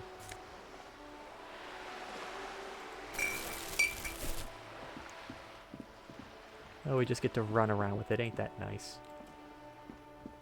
Crime, romance, and biographies of faith. Book about the future. Government reads your mind using radio technology. Oh, that'd be crazy. Like that would ever happen. Book about Biadero culture. Promotes freedom and roaming upstream. This book, you don't really understand what it's about, nor does it seem important. This book is about a pate.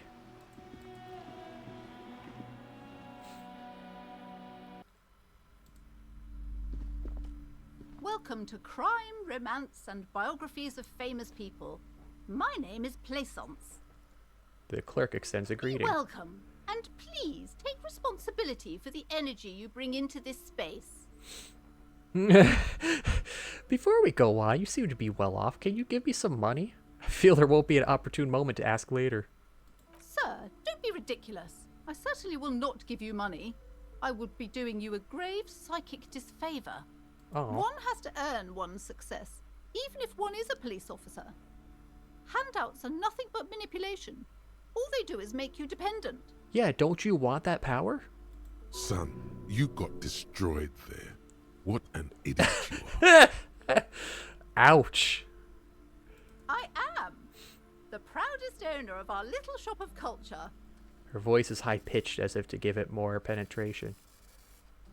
Who's the little girl outside? Annette, yes, my daughter. I hope she wasn't slacking off again with her nose in science fiction.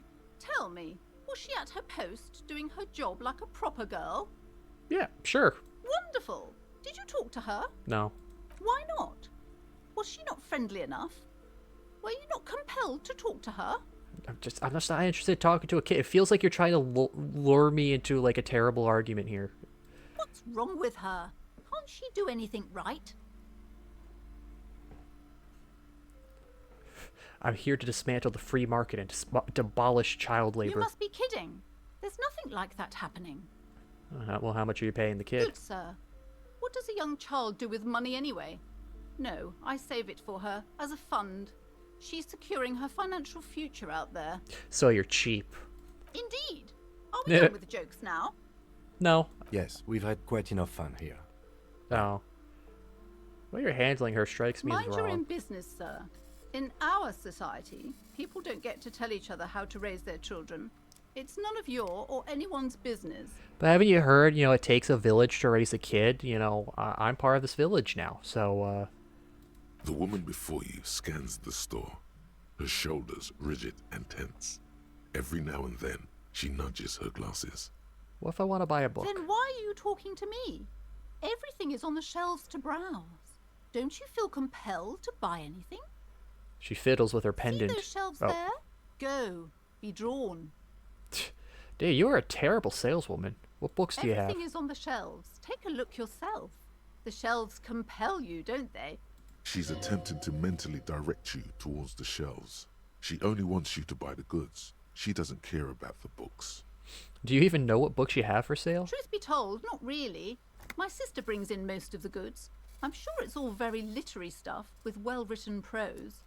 But you don't learn about the important things in life from fabricated stories. Well, where do you learn them? Well, you just said there's biographies. There's nothing fabricated about a biography. Especially if they're about important people. Didn't you say they're important people? The truth is available if you just know where to look. And you have to open and free your mind to understand. So you have no idea. All right. She smiles and nods. Farewell, book peddler.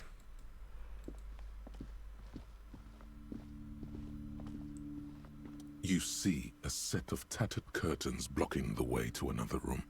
A strange cage-like trinket dangles from the curtains. Excuse me, officer. The back room is strictly for employees only. I'm going to examine the trinket. You see some kind of charm, an irregular polyhedron assembled from bones, sticks, and straw. Inside, a disturbing fish head with empty eye sockets stares at you. Like an actual fish head? Aside from poking at it suspiciously, there is nothing else to do with the fish head charm at this time. The curtains remain shut before you. What's behind these? Why aren't you browsing the books? Don't you feel compelled to look at the books? You ought to. Did we just stumble across... The more she tries to draw you away from the curtains, the more alluring they become. We just stumbled upon some sort of cult room? Just as you're about to pull apart the curtains, the petrified voice of the shop owner cries out once more. Sir, don't touch that. I told you it's off limits for the customers. Her hand is closed around her pendant, her fingers nervously playing with the talisman. Parapsychologically speaking, we're done if you decide to open them. I won't be held responsible for the consequences. It's too dangerous. What? She looks away, mumbling. Why is everyone always messing with the curtains? Why can't they just buy books like normal people? But I sense the place is calling for me. I must investigate. You do?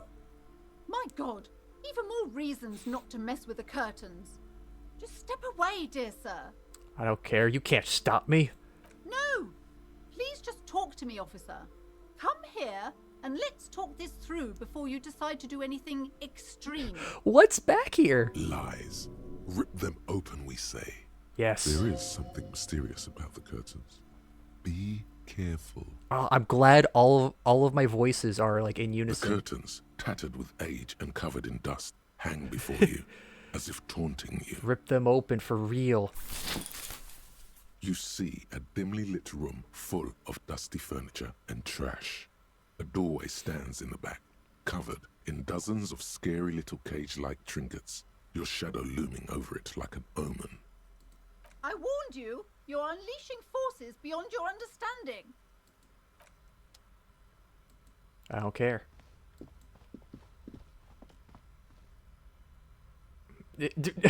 What? We got like Annabelle in here or something? Ghostly silhouettes of hair dryers. No sane person would ever put their head in such a machine. A vaguely androgynous portrait of a man. Merely looking at that unmanly haircut threatens your masculinity. A heavy door with a missing handle stands before you, covered in dozens, if not hundreds, of little oddly shaped trinkets and charms. It appears to be locked. What if you just break it down? Yeah, I could do that. Damn it! Ah! Ow, shoot. Whose moronic idea was it to just run through the door? Don't you know that things like that hurt? Please don't cry, please don't cry. I don't want everyone to see if we cry.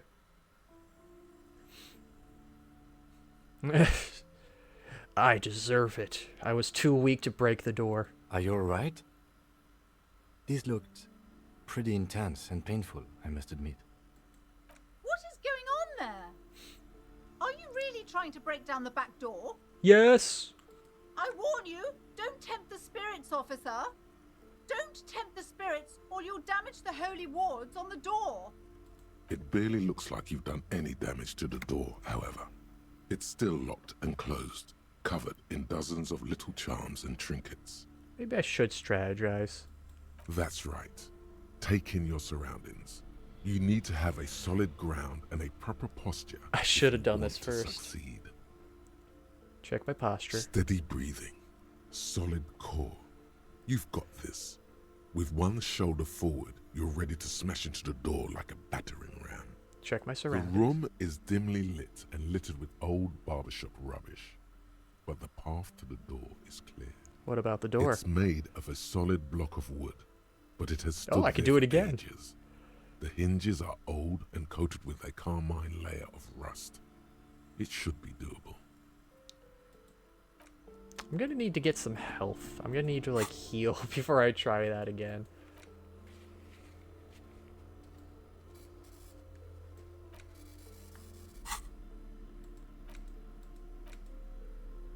Oh, I could put on the tank top and just see my wife beater makes me more powerful to smash down doors.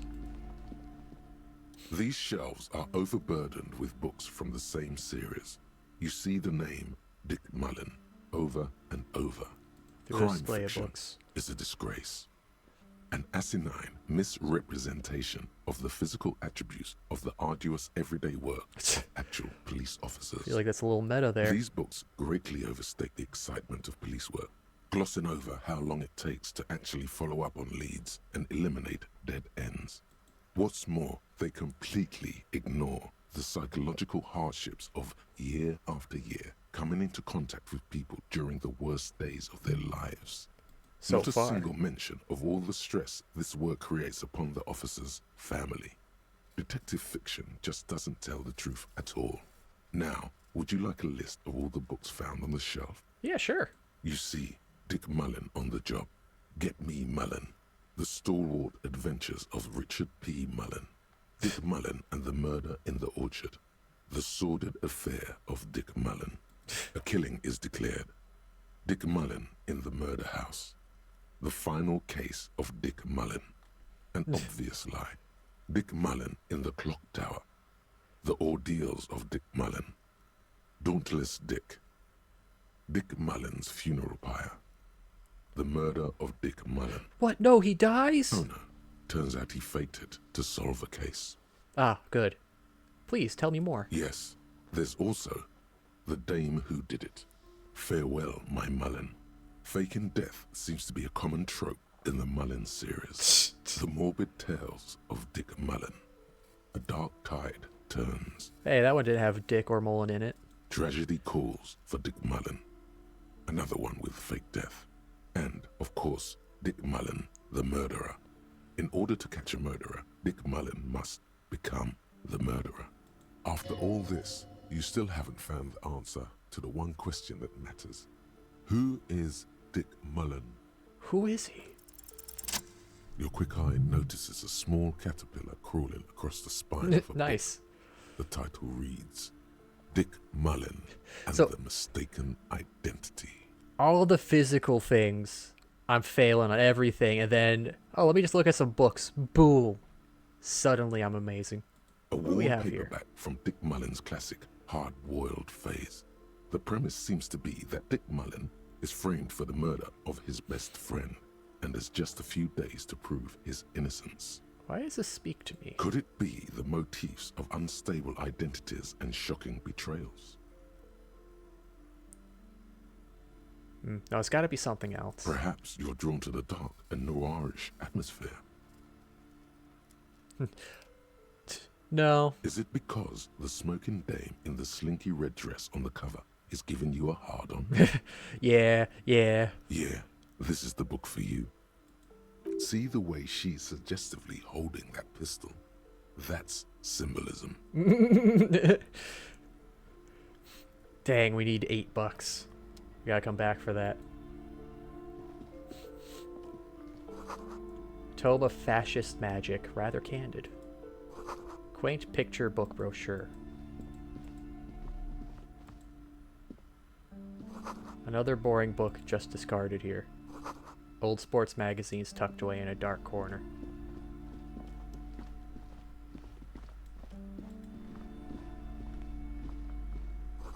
Book collects the national recipes of Arda. They are all about lake trout. Man, I wonder how you get money in this game, besides the bottle collecting. Hello, sir. Step right in. The store is open. A young girl with chubby red cheeks waves at you, smiling. Her nose is also red from the cold. Hello. Are you interested in a new and exciting book? What kind of store is this anyway? It's a bookstore, sir. We sell books, postcards, and some board games. It's called Crime, Romance, and Biographies of Famous People. Whoa. Hold your horses, little girl. What is a board game? Board games are like little games on a table, made to pass the time. There are several different ones, but sailors here mostly buy cards. She is so much more like chill in answering my questions than anyone else has. That What is a book? is a book. They have stories inside them. It's like someone told you a story in a really long letter. Like, she's even explaining the things too in like a decent to like grasp concept. She is unfazed by your questions. She would consider it impolite to point out any perceived weirdness. What's a postcard? A postcard is a small cardboard picture. You can write a few words on the other side and send it to your friend or beloved. Now, you should be helping me solve this crime. You're way better than Kim. My pleasure. Anything else you'd like to know? Can I ask you some questions? Okay, sir. I'll try to answer any questions you have. I hope they're about books. What's your name? My name is Annette, sir. My mum, her name is Plaisance. She owns the store. She's inside minding the register or organising the stock. The girl gazes at the window, then suddenly jolts, her eyes wide as if recalling something. Feel free to step in and browse our wares. And you're out in the cold, why? I'm signalling that the store is open. Otherwise, people might not know. They'd miss out on the crime, romance, and biographies of famous people. The sudden gush of wind turns the pages of the books on the counters. She covers her face, smiling. But she's cold. You're such a good trooper. Thank you, sir. I'm happy to help Mum out with the store. But shouldn't you be at school? I do my studies at home at the moment. I have to help Mum keep this place running. Isn't school more important? Mum says it's necessary to do both because it builds character. Mum says a proper worker is dutiful. That's how you get ahead in life. You succeed. And how's the business? Mum says it's peachy. She was a little afraid at first. There's talk about this house being cursed. Oh, don't worry. I'm gonna go beat up the those window ghosts. has been boarded up. You sense the boards creaking, twisting for a second, and some kind of doubt in her tense shoulders. How is it cursed? Cursed in the way that makes them say that no business has ever really thrived here, sir. That they all go, Say nothing. well, they run out of money and have to stop doing business. So serious. I should look into this. We can go into the bookstore and ask about the case, but I don't see much more to look into here. Lieutenant makes a note in his handbook. Yes, please do look at our wares inside. The postcards and board games you asked about are also there, sir. How is the curse It manifest? does not manifest itself in any way. It does not exist. I liked it better when we were talking about whether it's appropriate to stand out in the freezing weather. But Kim, the plasmic manifestations. No such thing. You're no fun. Anything else you wanted to talk about, sir? How do you know about the other businesses? Nothing really, sir. Oh, Mum what doesn't do you? allow me to sneak around in the back rooms or the cellar. I don't really know what's there. Okay, enough about the curse. Maybe I can tell you about some of our books instead. What's the crime Crime business? fiction is about murders or burglaries or things like that, and the work of a policeman or a private detective who's trying to solve a crime and catch the criminals. No, okay, but what's a crime? It's that bad. Crime is what we were solving before this conversation began. Okay, why would I want to read It's that? exciting to people, I guess. They get to imagine dangerous things, and it's kind of like a puzzle, where you can guess who the criminal is, or how the good guys are going to catch him. I'm a policeman, by the way. You don't look much like a policeman. What do they look like? Didn't mean to offend, sir. Sorry, sir. It's just that you don't look like Dick Mullen. She points to a book cover on which you see a strapping Vespertine officer. He stands grimly over the body of a dead woman.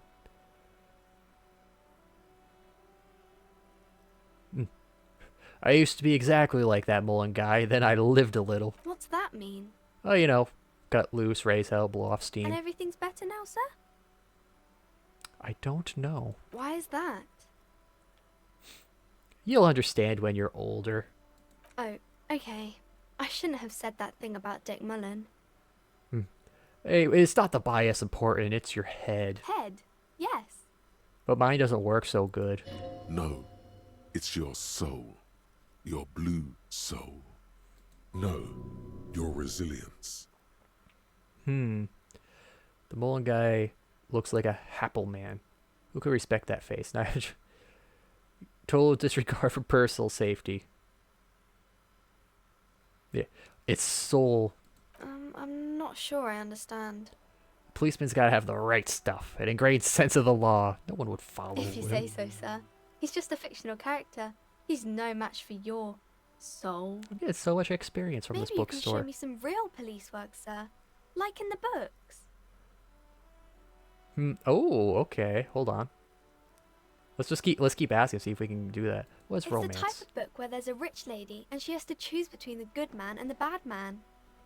Smiles at the thought, perhaps imagining herself in the situation. Or there could be a story about a poor lady getting a rich man. It's about man and lady business, sir.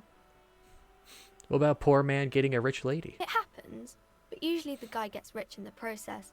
Or should actually be rich himself, but has lost his family property unjustly, like during the revolution or something. So men aren't allowed to be poor. Okay, I see. Those are unhappy books, for most of the pages. People sad about what they have lost, but then it all turns out just fine in the end. What about when both men bad? These are not very common. You can't have a choice between bad and bad. Nobody wants to read a story like that. But what if it's written really well? Breaking Bad. Well, maybe then it's fine. Maybe if the lady then decides not to pick either, because she doesn't need a bad man. Yes, that would be interesting. Okay, what if everyone's poor, though? That's really not a proper romance story. That's more like everyday life. But you have to write about the real. Not in romance books, sir. These are about nice and pretty people, and everyone is happy in the end. Okay, you're very opinionated, little girl.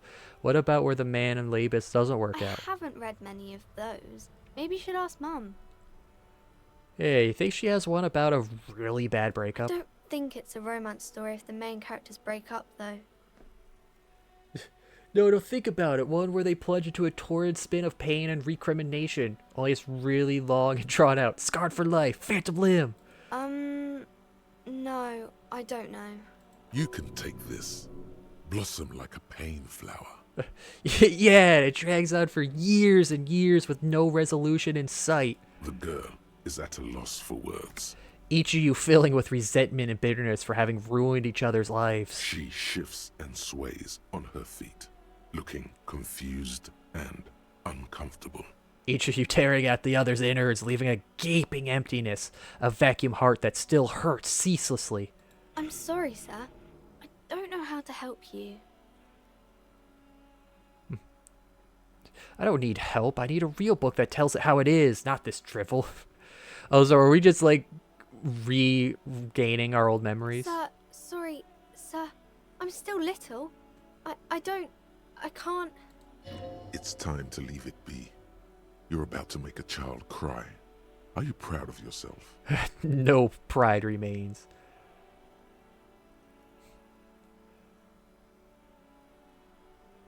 Activate denial mode. We're going to Egypt. You're not really an automaton. You do know that. Little girl, pardon the deviation. I wish to discuss books and other such matters. Yes, sir. Who are these famous people? Oh, kings and queens and generals of old, or artists and writers, or musicians, those kinds of people. There's usually something extraordinary about them. She scratches her cold reddened cheek, then continues. I think that's why people read them, to find the secrets of their fame. Yeah. Seems like most people who read those books fail to get more famous from reading them. Reading those doesn't make the readers more famous, does it? But it does make the famous people more famous. Fame sounds delicious. Maybe someone will write a book about me Why one would they day. do that, sir? Because I'll be a superstar cop in the papers and everything. That's so cool. Maybe they'll make you a book cover picture and everything. Standing over a dead body, holding a gun. Should be a book of you, Sashi's School Afraid of the Curse. I think we got this. The Yeah! girl keeps her hands folded, hidden. Why is that? Just made it. Hey, why do you keep your hands What folded? do you mean, sir? She looks wary. She knows where this is going.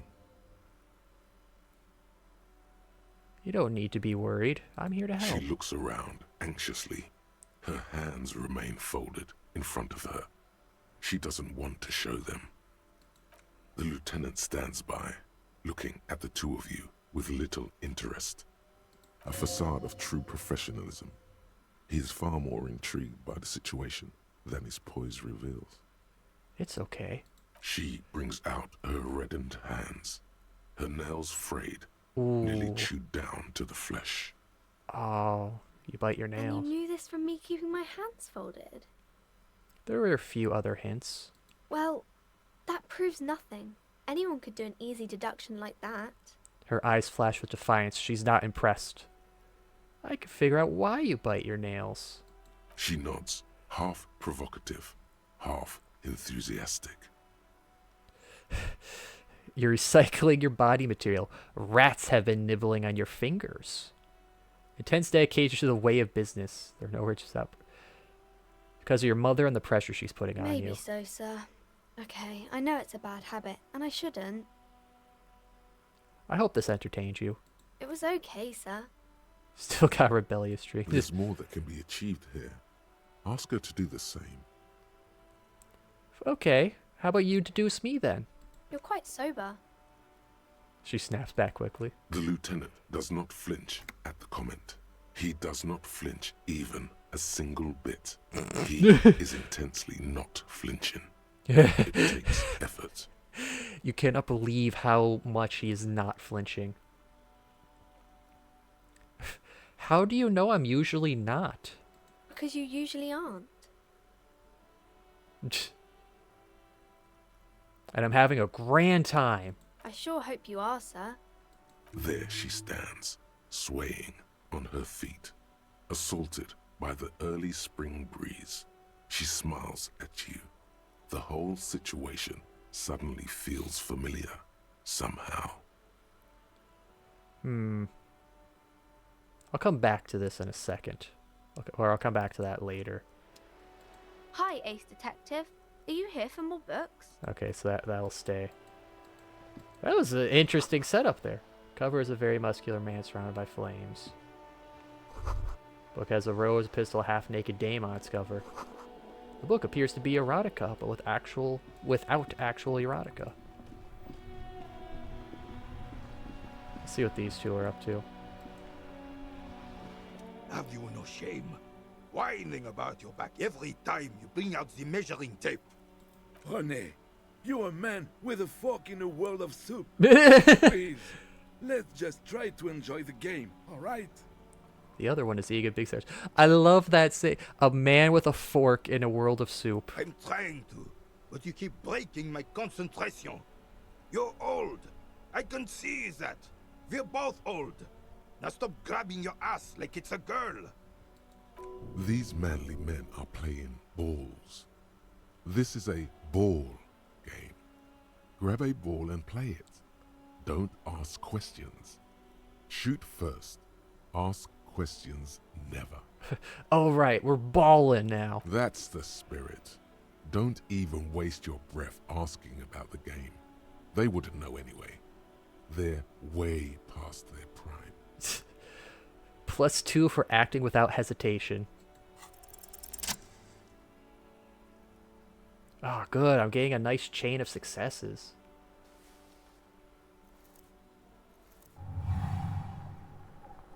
You are immediately surprised by the ball's lack of weight. No matter, you'll make it work. What is it? We're getting Ultra Instinct? God, this is right. You feel the familiar tremble of excitement and adrenaline that precedes every victory. Time has frozen. Feel the ball. The cold metal ball is surprisingly smooth against your neck. It has a pattern on it, probably a sponsored ball. Yours would only be covered with bumps of learning and scars of victory. Already your muscles are adjusting to the weight, the nervous system calibrating, until you and the ball have merged into a single entity. The man ball is ready. The man ball, taking the The surroundings. chilly breeze ruffles your hair as you stand there, feet firmly planted. All sounds, smells, even the wind, everything fades until the only thing left is the union of man and ball. Is it time for a last glance inward? Who am I? I am the ball. An embodiment of pure motion, a fine-tuned locomotor running at maximum efficiency. Behold the fear and confusion reflecting in the eyes of the two feeble geezers. They are in awe of your superiority.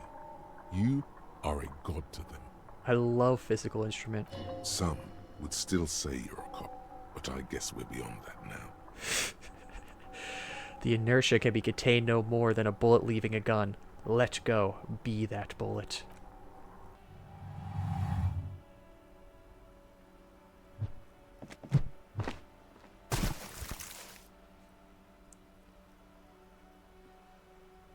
Merde!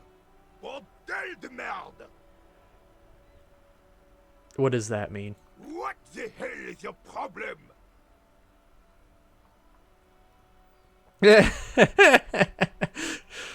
Not a weak tricep, that's for sure. I'm a god of tri. No, we gotta flex. I don't care if you are a cop. You do not just ruin someone's game. It's so goddamn disrespectful. I'm sensing anger and I don't know. Brothel of shit. It's great. You vandalized our game, son. We can't play pétanque with 5 bull. Oh, petanque. I understand. Doesn't understand anything.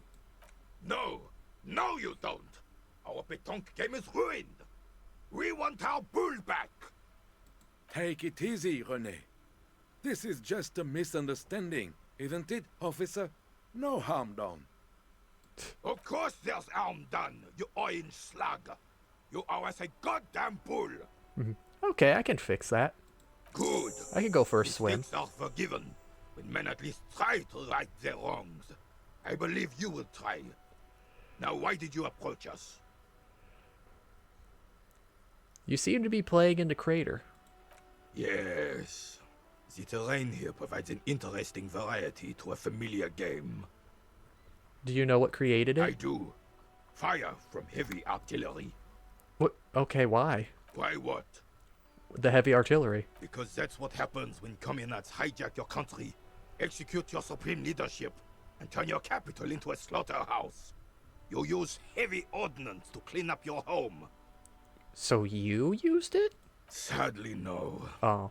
It was the foreigners who brought them to their knees. We fought valiantly. Too valiantly. So valiantly we got licked. Oh. Should have fought dirty, like they did with their suicide sex cult propaganda. There is a sex cult. Mad anarchist women strapped to shrapnel bombs. We didn't though, and we lacked caliber. God bless him, but the suzerain's cannons simply weren't big enough. Why shell them here in Martinet? Because this place is a damn beachhead. Had to soften the commies up first. A beachhead? Yes. The military coordinated amphibious landing to take back Revachol. Okay. Martinez was used as one of the 3 footholds in Revachol during Operation Deathblow in 08. The other 2 are off in Stella Maris and the Delta. A death bowl, that sounds grim. This here is Blood Ground, where coalition boots first made landfall and cleaned those rabid dogs out. Most likely, we're playing pétanque on their mangled corpses. Oh. Blood ground. You got old René going there. Like he isn't hungry enough already.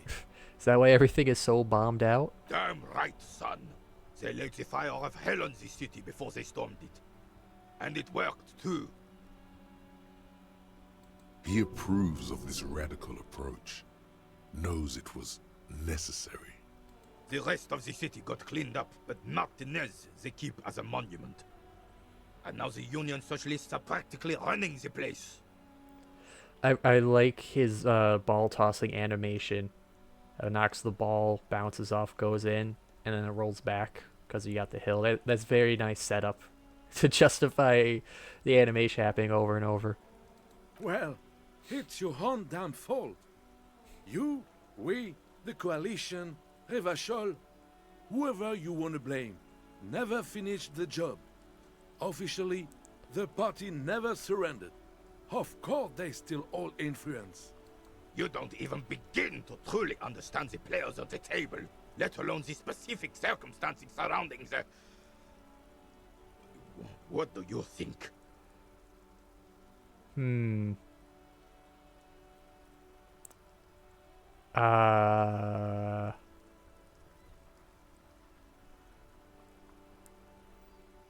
So social pave the way for the hard working class to take over. The coalition seems quite capable. They're not. And I'm sorry it had to be them. After 8 years of fighting those hyenas, boiling cats for food and drinking piss in the mountains, I would have preferred if the Right Honorable King Guillaume returned through Revachol, or even if that damn clan Frissel had risen from the grave and led us. Sadly, that was not the case. This royal failure weighs heavily on him. Aww. Instead, all that is just, holy, and beautiful in the world was wiped away, and now it's neon signs with toothpaste ads everywhere. Foreign influence peddling garbage and stupid music on the radio. He sighs. This is just what the commies wanted. This was their plan all along. This is what they wanted to replace the role of the suzerain with. Frissel, who is Damn that? Frissel. He was the king we couldn't protect. The Carabineers failed him, and the crown. That's the statue. He died in the hands of the Hyperlay, in a very public execution. You mentioned Guillaume? Or Guillaume? A true king in both blood and mind, led Revachol before Frissel. He would have been better, but the damn commies drove him into exile. And you... What exactly is a suzerain? Suzerain is the king! Has everyone forgotten already? they forgotten already? And we got a war veteran going on a rant. It's no use talking to you. You were still in Daddy's balls when it happened. When we took our last stand against the filth and rode the cavalry straight into gunfire. Legendary. 3%. We could win that. Do you know anything about the man hanging in the rags? Unfortunately, I don't. Unlike most of the locals, I have no qualms about assisting law enforcement. But this affair has passed me by completely. Most of the locals? In Martinez, the union is the law. So can you really blame them? And you don't have a problem with me. Cop is a pejorative term. I don't have a problem with policemen. On the contrary, I admire the effort to bring order to our streets. So you don't know anything? If I knew, I would not be afraid to tell you. I simply don't. I'm an old man, not a coward. The daily business of the riffraff no longer concerns me. Understandable. This is a man with a lot of past, but little present, and almost no future. Oof. That's rough. Saw the statue of Philippe near the roundabout. Ah, yes. King Philip III on his steed. A reminder of what Revachol once was. Oh, absolutely. At the mercy of a cocaine-snorting tyrant who emptied the treasury so he could sleep on a bed of gold. Cocaine? Cocainum? Sounds like our kind of king. And just imagine what kind of cocaine a king would have had. He'd have some coking. A superpower, feared and respected. A testament to what this country can be under the leadership of a true king. Someone who knows how to rule. Oh, hey, a second bot. Wow. What about the cocaine? Oh, old Philip was a big fan of the purple nose candy the nobility loved so much. Purple nose cocaine candy? Connoisseur of sorts. His egocentricity is borderline legendary. You can't even take responsibility for yourself. How could you fathom the responsibility weighing on the shoulders of a ruler? That's why the Philippian kings use cocaine, for clarity of vision, to aid in their work. Regnum cocainum, Revachol's finest years. Seems to grow taller, brimming with pride about the past. Regnum cocainium. I'm satisfied with this explanation. We must gather some. Of course. Clarity of vision. Awareness. Philip III was even brought into this world with the help of cocaine. The court made him administer the dose to his mother when she was in labor, and it is well known that with the help of cocaine, only the purest, of course, he was able to connect with higher realms. He was able to see the time elves. Higher realms. Of course, it all makes sense. What was that about higher realms? It's really not. Please, do spare us the cocaine fairy tales. No. Yes, indeed. We're not here to investigate the drug trade of centuries past. How should a king rule? Decisively, without fear of offending the sensibilities of the frail and weak-minded among his subjects. This is something the insurgents never understood. Powerful leaders have... Yeah. Powerful leaders. That's what we need. Revachol would be a different place if more people realized that. We could still be the...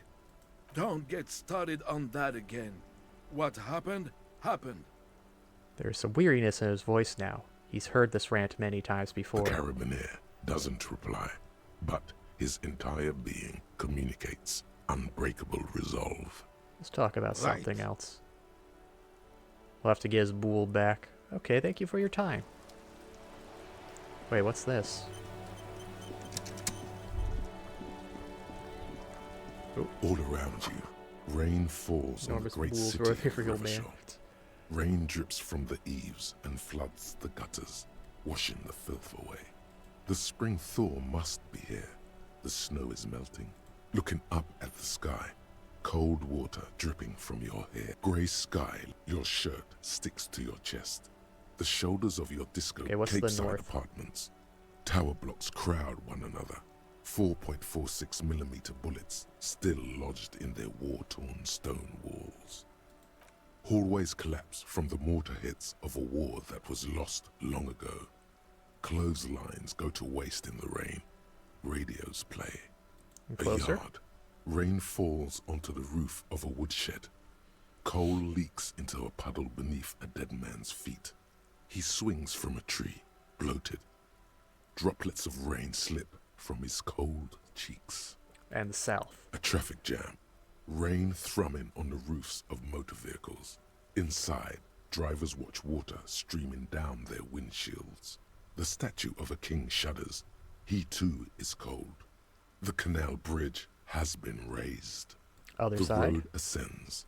A raised motorway loops above the ghetto.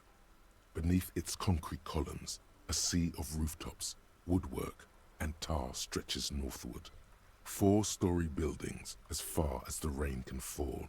The snows melt in Jamrock. And what is Jamrock? Revachol is the capital of the world. Jamrock is the capital of Revachol. Droplets form on your eyelashes. It's home.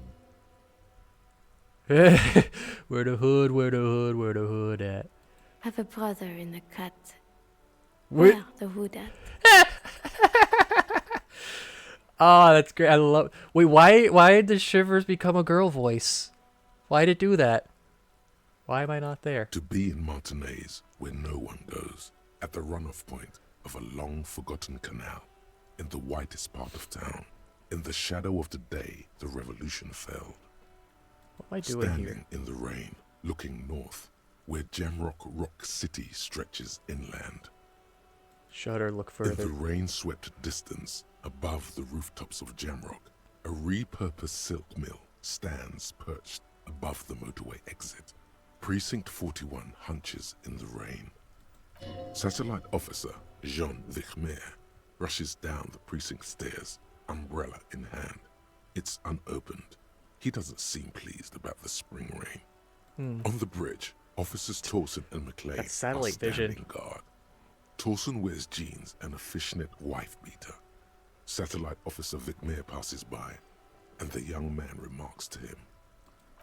Where's your homo, homie? What? It's not like that. They're what is called heterosexual life partners. They have a battle-tested relationship. A brother-bund, if you will. What is this? Huh? Yeah. He opens his umbrella, but the wind immediately turns it inside out. Hetero, sexual, life, partners. Funny apery. Male-centric workplace humor. Have you seen him? Is there something wrong? No, nothing. It's just... Judith went to his place and found the Monday mail unopened. I think he's still there. You didn't drink with him over the weekend, did you? That would be irresponsible. With that animal? Never again, man. What is he, still down there? In, south of the interchange? Are they talking about me? What was it? In Martinez. He's in Martinez.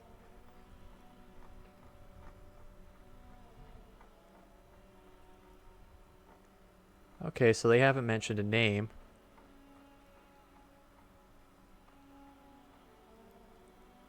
Such an amazing game. Such things as the girl voice of Shivers has explanation. We gotta play Meta Detective to figure out. Ooh. This game's just got layers on layers. Your vision blurs. You wipe your face with your hand. The rain stings your eyes. Yeah, he's got experience from that. And blink. Okay, so we got a nice little bit of lore about ourselves, I guess. Coalition hero statics hang like apparitions under the cloud cover. Way up there, where rain forms, rotors flutter silently. Your sight clears. Okay, what's below? Collapsed storm drains, old sewage systems flooded with rainwater. Hidden weapon caches from the revolution. Doors leading down to Le Royaume. The catacombs to which, for 3 centuries, they delivered the blue-blooded dead. Oh, okay. This rain will not let up anytime soon. You should get a raincoat. There's a freight to the east. They sell them there. Damage looks like it could have been caused by an earthquake. There are constantly clues that connect afterwards. Oh, nice. But figuring those out will have to be saved for next time. Because I think we'll be ending it here for the night. Escape. There we go. Save. So yeah, thanks for watching and hanging around. Wait, character sheet. Oh, that's just this. Okay. So thanks for watching and sticking around, everyone. When is next time? It will be next Wednesday. I'm going to aim... Oh, thanks for the follow, Dan. I'm going to aim to start a little earlier. I end up starting at like 11:30 tonight. Just basically just little worn from yesterday. So we'll start probably a little earlier. I want to get back to like a 9:30 EST start time. Try to get that work out. So far, I'm really enjoying this game. I like all the voices chatting in, guiding you through the roles, just having Kim react to my terrible decisions, fighting the guy. We're gonna go back. We gotta fight that guy. We gotta figure out what that haunting curse is in that bookstore. But yeah. So more Disco Elysium next Wednesday. Tomorrow is more Dokapon with the guys. If you want to watch some of that, tune in tomorrow. Friday, more Fear. Monday, more Pizza Tower. We got a nice stock of games on the schedule now. It's got some good variety going on. So if that all sounds interesting, I'll see you guys whenever one of those days. In the meantime, have a good night.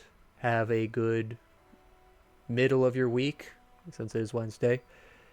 And I'll see you all whenever next time I see ya. Have a good night. Bye.